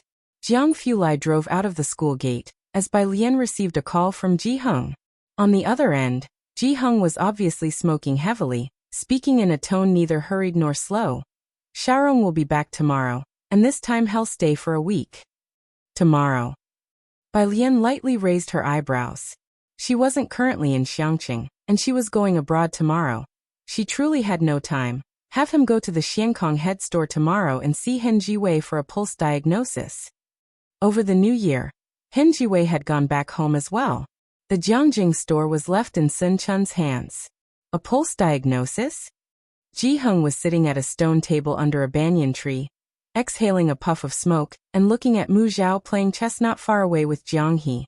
Okay. Xiangcheng. Knowing that Ji Heng was going to be there for a while, and not returning to Jiangjing right away, the Ji family butler and Mu Yining brought gifts to Xiangcheng personally to pay New Year respects to Ji Heng. Mu Yining sat next to Ji Heng, and upon hearing him mention Ji Xiaorong, she couldn't help asking, "Is he your second cousin?" She had long heard from the butler that Ji Heng had 2 sons and a daughter. Chapter 782. 307 Regretful Wang Xin. The Ji family's secret _4 Ji Mulan had met Ji Xiaojun before, but the other person, she had never seen. She heard from Ji Heng that Ji Xiaojun was always very busy, with only a few days of rest a year. He will come over tomorrow. Ji Heng tapped his cigarette ash. As Mu Yining listened to Ji Heng's voice, she suggested, "Why not let him go to Jiangjing to help Xiaojun? There are also quite a few company positions available." That. Ji Heng waved his hand dismissively, "He doesn't need it." Mu Yining finished her meal and went back to the newly opened guest house on Pura Street. Xiaojie and the butler were both following behind her, and Mu Yining grew curious. What exactly does this second cousin of mine do? Having seen Ji Xiaojun and Bai Lian, Mu Yining was indeed curious about the Ji Heng family. This enigmatic Ji Xiaorong seemed even more mysterious than Bai Lian, as she had yet to meet him. "I've heard that Xiankong General Medical Hall in Xiangqing is highly skilled in medicine." The butler spoke up. "We should try to invite them to Jiangjing in a few days to see the elder." Mu Yining nodded her agreement. Upon reaching the guest house, Mu Yining called Mu Yujun. Mu Yujun kept asking if they had time recently, as she wanted to bring the Gao family over to the Mu family's place for a New Year's visit. "Sis," Mu Yining spoke as she pushed open the guest house window. "We are currently in Xiangqing. Do you want to come over?" Mu Yujun naturally wouldn't come to a place like Xiangqing. "Never mind. Jiechen is also busy recently. Let's talk when you're back in Jiangjing." She hung up the phone. The next day, the 8th day of the first lunar month, Bai Lian flew overseas. Wallow Street was bustling with activity. Ji Xiaorong stood at the juncture, quite surprised by the changes in Xiangqing. This was Internet Celebrity Street, and Xiankong Medical Hall was easy to find, with people flocking to its doors. It was evident that the place was popular. The queue for Xiankong Medical Hall now stretched to the street corner. Ji Xiaorong was taken aback. Ren Jiawei, accompanying him in line, noticed Ji Xiaorong's surprise. "Don't underestimate Xiankong.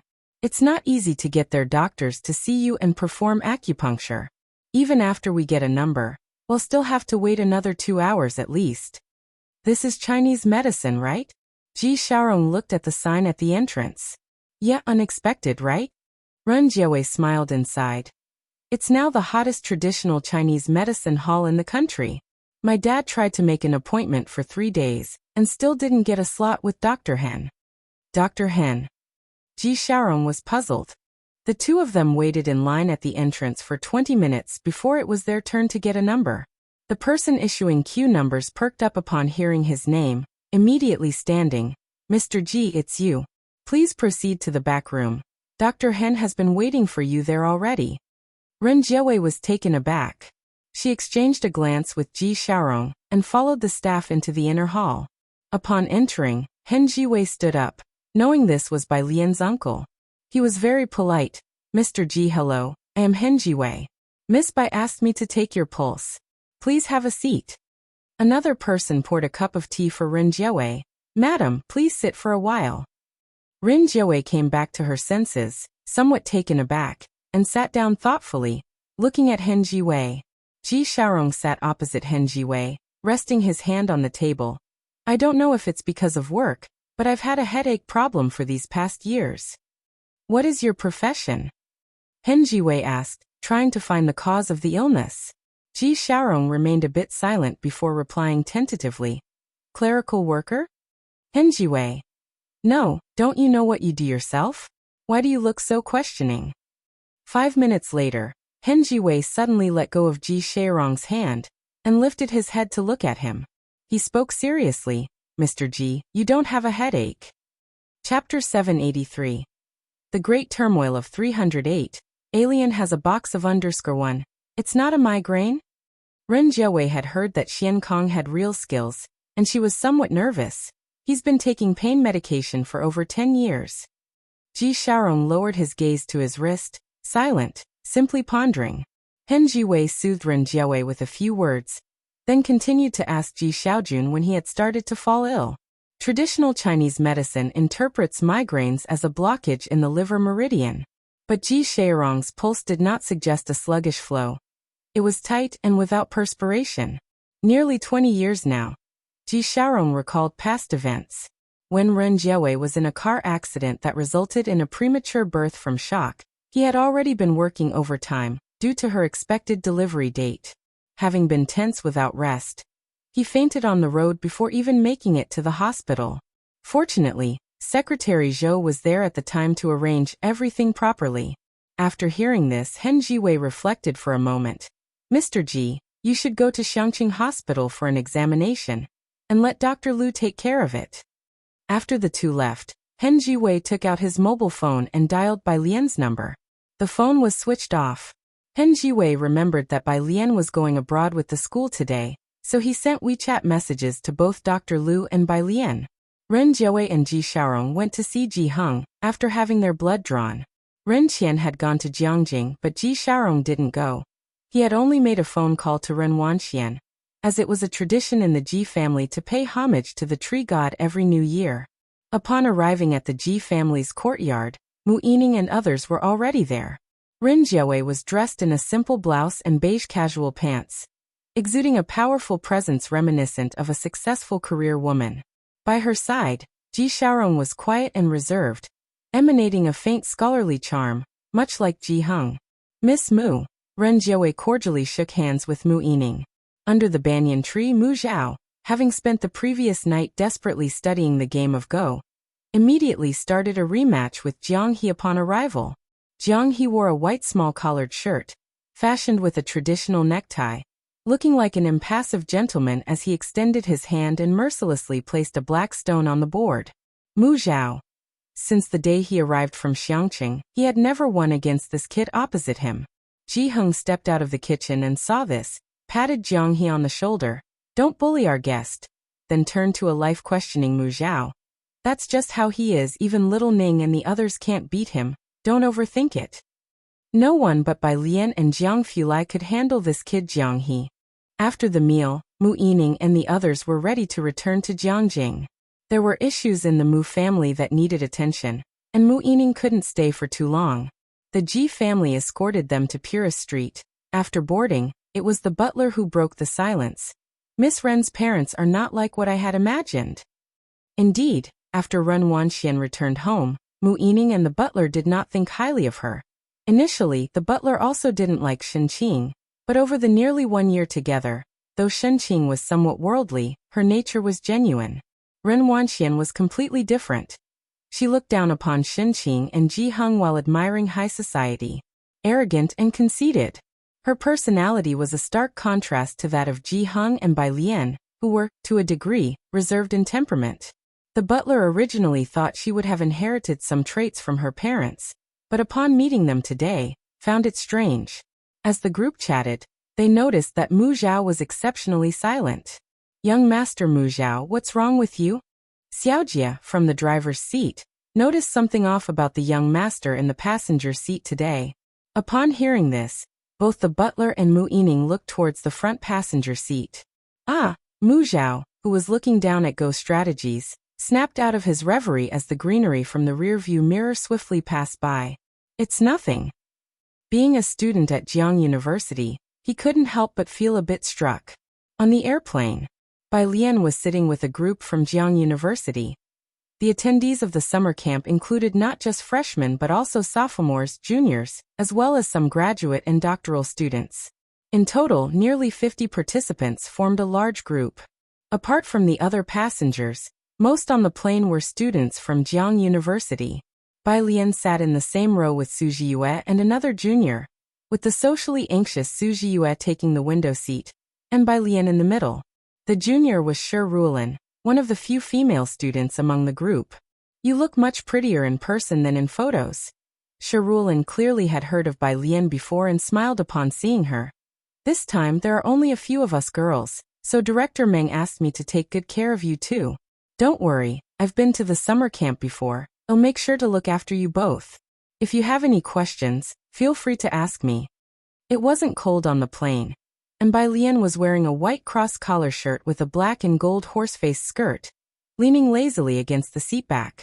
Her eyelashes cast a gentle shadow over her eyelids as she lowered her eyes. Thank you, Senior. Chapter 784. The Great Turmoil of 308.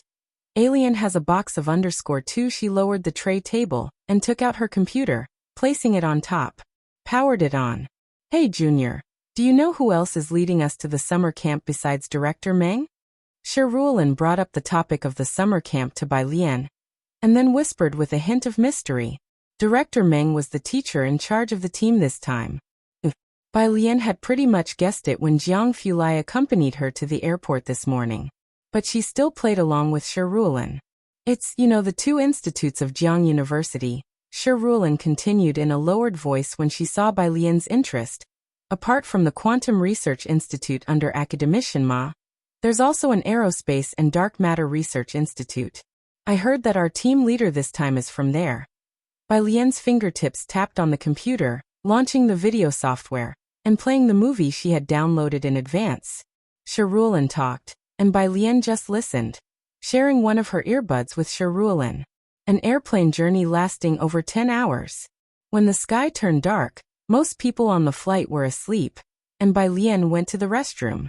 When she came out after washing her hands, the cramped aisle had one more person. He was slowly rolling up his sleeves, clad in a silver-gray satin shirt, exuding nobility and aloofness that were out of place in this cramped space. He glanced up upon hearing the door open. The aisle wasn't well lit, and a white curtain separated it from the first-class cabin up ahead. Would you like to come over to my side to rest for a while? Jiang Fulai, who was accustomed to privilege, didn't like sitting close to others, nor did he like noise. He extended his hand to embrace her, his voice low. Private space, a bit larger seating area. Bai Lian and the others were still students, after all, and this international exchange was a rare opportunity. Jiang Fulai hadn't meddled much with Tang Ming and their social interactions. No need.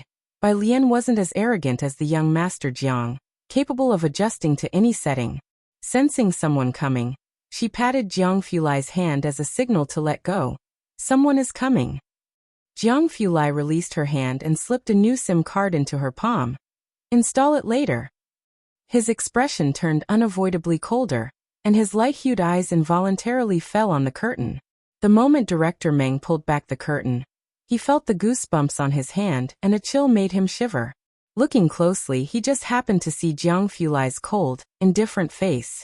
Then, seeing Bai Lian coming towards him, Director Meng was jolted into action, letting Bai Lian pass behind him before speaking. Young Master Jiang, after you. Director Meng was the head of the Academic Affairs Office at Jiang University. These 50 students were the future of Jiang University, and he recognized almost every one of them, especially outstanding students like Bai Lian and Ning Xiao. He thought Bai Lian had disturbed Jiang Fulai and hurriedly led her away. Only after the curtain separated the two cabin areas did Director Meng breathe a sigh of relief. You weren't scared, were you? He whispered as he walked back to his seat, turning to speak softly to Bai Lian. Bai Lian shook her head. No. That's good. Director Meng, seeing Bai Lian's composed demeanor, felt reassured. The person just now is another teacher leading the team.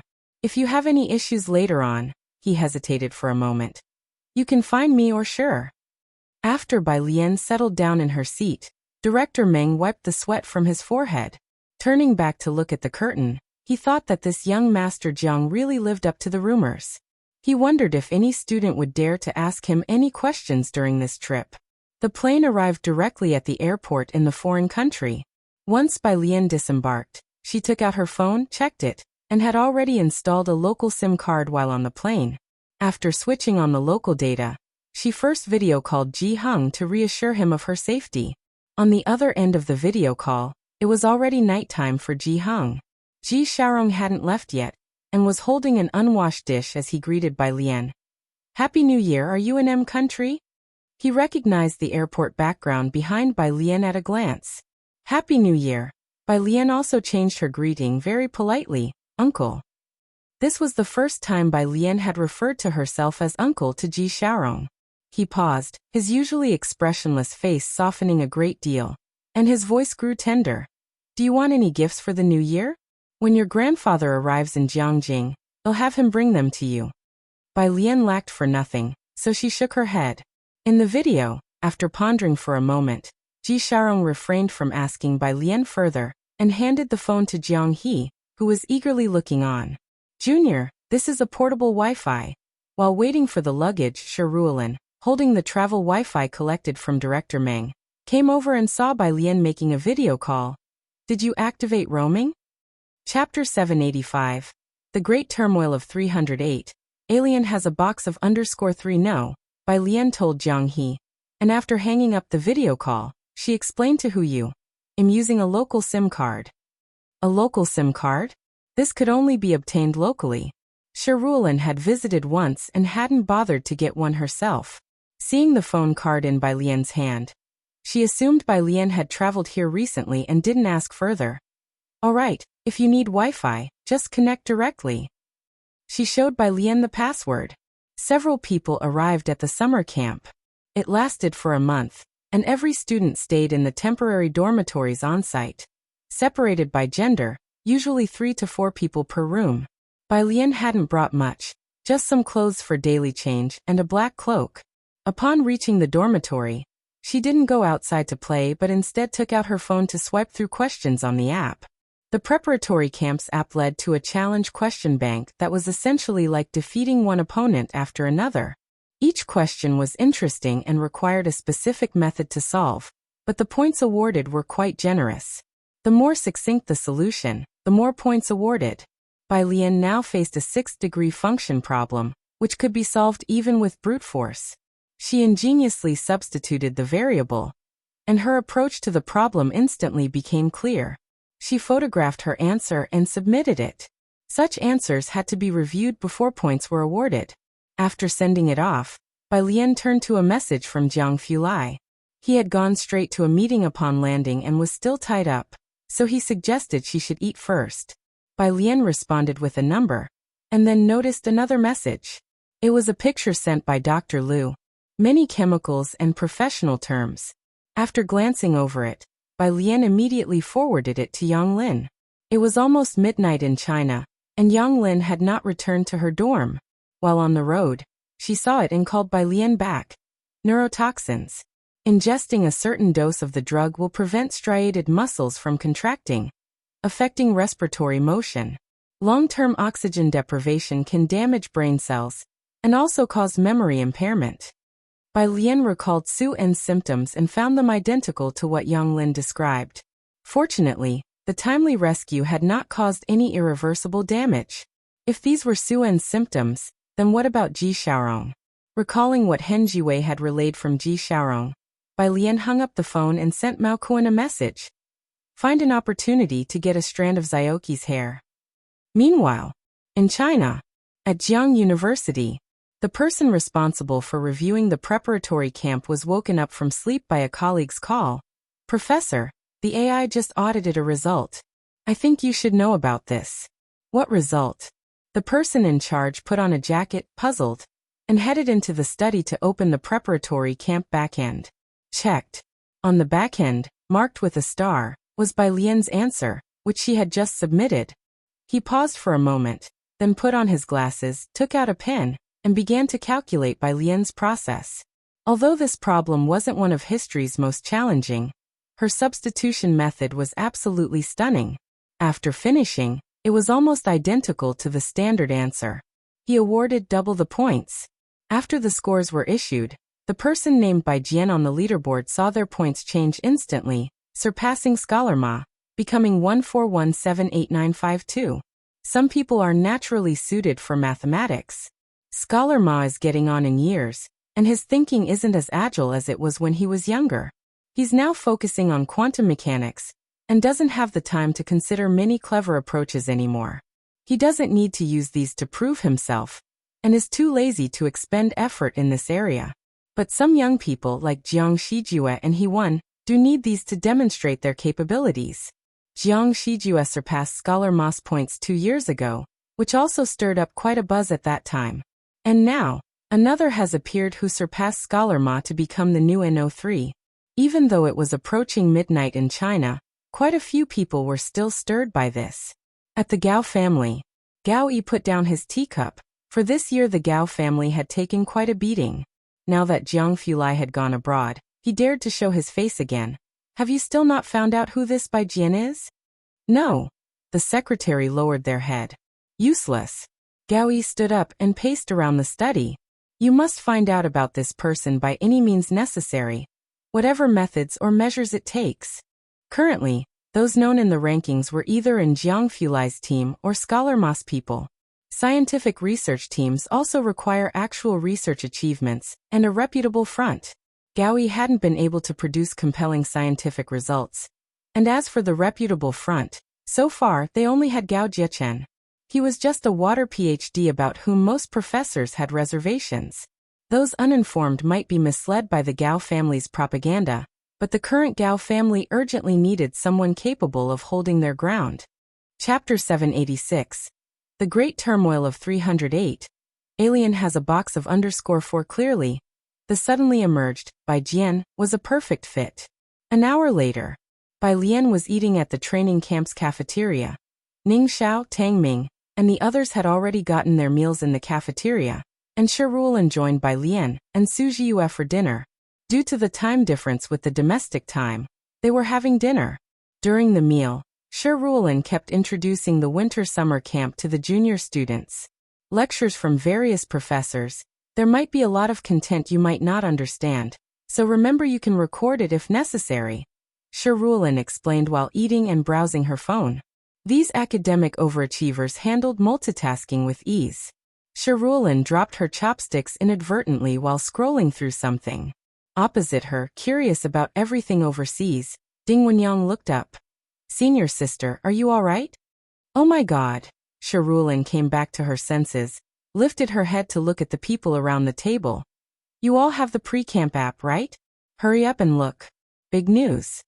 Ding Wenyang and the others all had the app. Everyone except Bai Lian took out their phones to check. As soon as Ding Wenyang logged in, he saw the public screen flooded with comments. Worthy of my God Jian. Damn. I knew God Jian could make it to the top 10, but I didn't expect it to be this high. Ding Wenyang reached out and opened the overall rankings. He immediately saw NO1. L9999999 NO2. Jiang Shijue 157999159 NO3. Bai Jian 141788952. In the midst of shock, Ding Wenyang heard Tang Ming whisper next to him. Finally, he's third. Top 10, maybe no one noticed. But third place, about to catch up Jiang Shijue, attracted much more attention. The next morning, Su family. Bai Jian. Su Jiueming looked down at the name, took a sip of tea and set down his teacup. What did Jiang University say? I've asked around at the teachers, no news. Su Jini sat at the round table and picked up a pastry. This person, their identity level is highly classified. In the school, many people's identities were kept secret. It was not surprising that Bai Jian's identity was also kept secret. Keep probing and also reach out to the Chen family. Su Jiming's face was stern. We can't let Su Nanjing and the others monopolize the discussion. What does Vice Dean Zhou say? He's politely declined us 3 times, Su Jin spoke up from the side. Though today he has a dinner with people from the General Logistics Department. The General Logistics Department? Su Jiueming looked up. The Gao family is considering replacing someone in the department. Su Jin slightly lifted his head and spoke softly to Su Jiueming. And it seems one of our Su family members is on the shortlist. Su Jiueming stood up. Who? Su He. Su Jiueming braced his hands on the table, then after a moment said, Let's approach the Gao family. Elsewhere. Su Nanjing, Chen Beixian, Jiang Shijue and Chen Yongquan, a few people who didn't often gather, were having a meal together after the new year. This time, Ming Dongheng was absent. Ming Dongheng had gone overseas with Jiang Fulai. At the table, Chen Beixian inserted a gun into her knee holster, casually tied up her hair with an elastic band. He's really lucky. Wherever Jiang Fulai went, he took that person with him, indeed very fortunate. Has Chen Lupeng been reactivated recently? Jiang Shijue turned towards Chen Beixian to ask about Chen Lupeng's situation. Chen Beixian crossed her legs. You know Yu Hongyi is with Eastern Armed Forces, her senior brother is familiar with people on Bacter Street, and the Chen family is now trying to negotiate with Wang Yufeng. She helped make the connection. That Professor Zhou, you guys helped me set up a meeting. Jiang Shijue remained his gentlemanly self. That's a job for Jiang Zhe. We're not capable of that. Su Nanjing didn't quite understand all this and looked up. Which Professor Zhou? Chen Beixian poured herself a drink, explaining, Deputy Dean of Physics at Jiang University, just promoted because of a project. Last month he managed to collect 30 gene of palladium in just 3 days, coincidentally during the time Dawson family members were in Jiangjing. This Vice Dean Zhou is not simple. Palladium. Su Nanjing was puzzled. The last blow from Ming Dongheng had been too much. Are you sure it's palladium? Isn't this metal also tough to collect? Chen Beixian glanced at him dismissively. Chen Yongquan explained to Su Nanjing. It's difficult to purify, there's not a lot of it stored domestically, it's all used in the military industry, so him getting it in such a short time means he has some extraordinary channels behind him. Su Nanjing shrugged. Alien has a big box of it on her balcony. Chapter 787. 309 Brother Jiang. I have taken the person away _1 Chen Baixuan's movements were slightly startling as she pinched her chopsticks and glanced sideways. A box? The elder statesman Su had already started to delegate authority to Su Nanjing, teaching him personally by his side for the past 6 months. He stayed in hotels for extended periods and seldom visited Shanghai apartment, just a few times. Chief Chen looked down and poured tea methodically, not appearing surprised in the least. He clearly remembered the rare metal that almost caused Su Nanjing an embarrassment. Are you questioning my memory? I'll take you to see it. He bowed his head to message by Lian. It's morning in China, it's 9 at night here, waiting for Shirulan to bring coffee over. Seeing the message from Su Nanjing, she reached out to reply. Bai Lian's reply was quick. You can take it, Zhang Xiai's and the others are in 303, not far away. Shirulan approached Bai Lian, coffee bag in hand. Several foreign youths made a face at Shirulan before laughing and walking away. Bai Lian narrowed her eyes, recognizing one of them as a male student who sat in the same lecture hall as her. Her expression cold. She grabbed her phone and went straight over. Hey! Shirulan noticed Bai Lian's expression and hurriedly grabbed her sleeve. Better not to invite trouble, we're here to study. She shook her head at Bai Lian. As just 2 girls, Shirulan was also afraid. Bai Lian glanced at Shirulan, withdrew her gaze, and took the coffee bag from her. Shanghai apartment. In 303, Zhang Xiai's was doing his homework. Yang Lin was printing materials in the study, and Yin Lu was downstairs helping to move flower pots. Zhang Xiai's had an early start for his senior year of high school, and he arrived early. A year had passed, and Zhang Shi's hair had grown out. Had cut a layered hairstyle just before the year's end. Upon opening the door and seeing the 4 people, he first greeted someone he knew well. Uncle Chun, Brother Su. Lastly, his gaze fell on the 2 people beside Su Nanjing. The woman had black hair cut short, roughly chin length, casually tucked behind her ears, and was wearing a body-hugging outfit complete with a holster on her knee.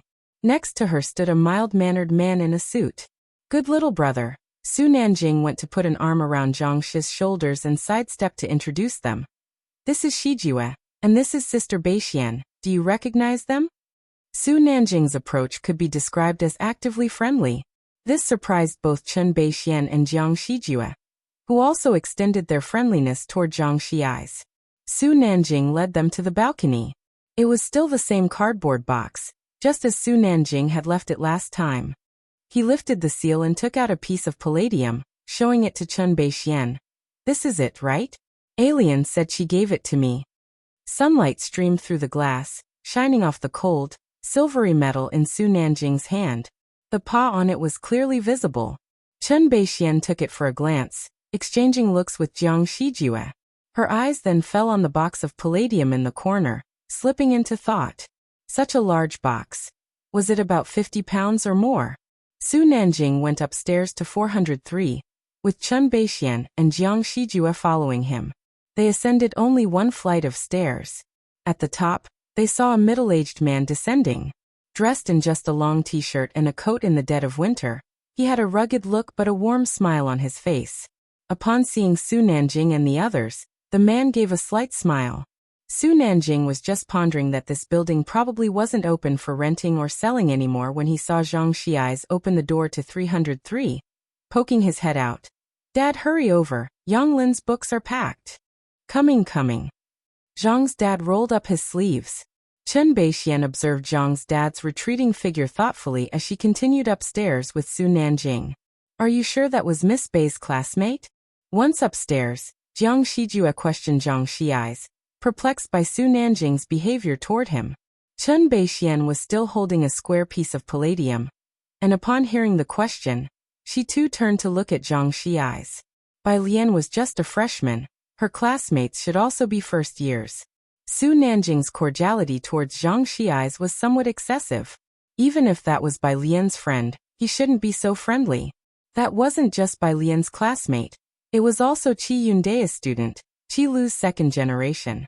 Possibly to prevent the Chen family and Jiang Shijue from jumping the gun and poaching him, Su Nanjing smoothly deflected. "It's nothing, the Professor Zhou you mentioned might have some connection with alien." Chen Beixian nodded and after Su Nanjing finished speaking asked, "So where did this palladium come from? Did you ask?" It's not that she didn't want to ask, it's just that she and Jiang Shijue still hadn't added Bai Lian as a contact.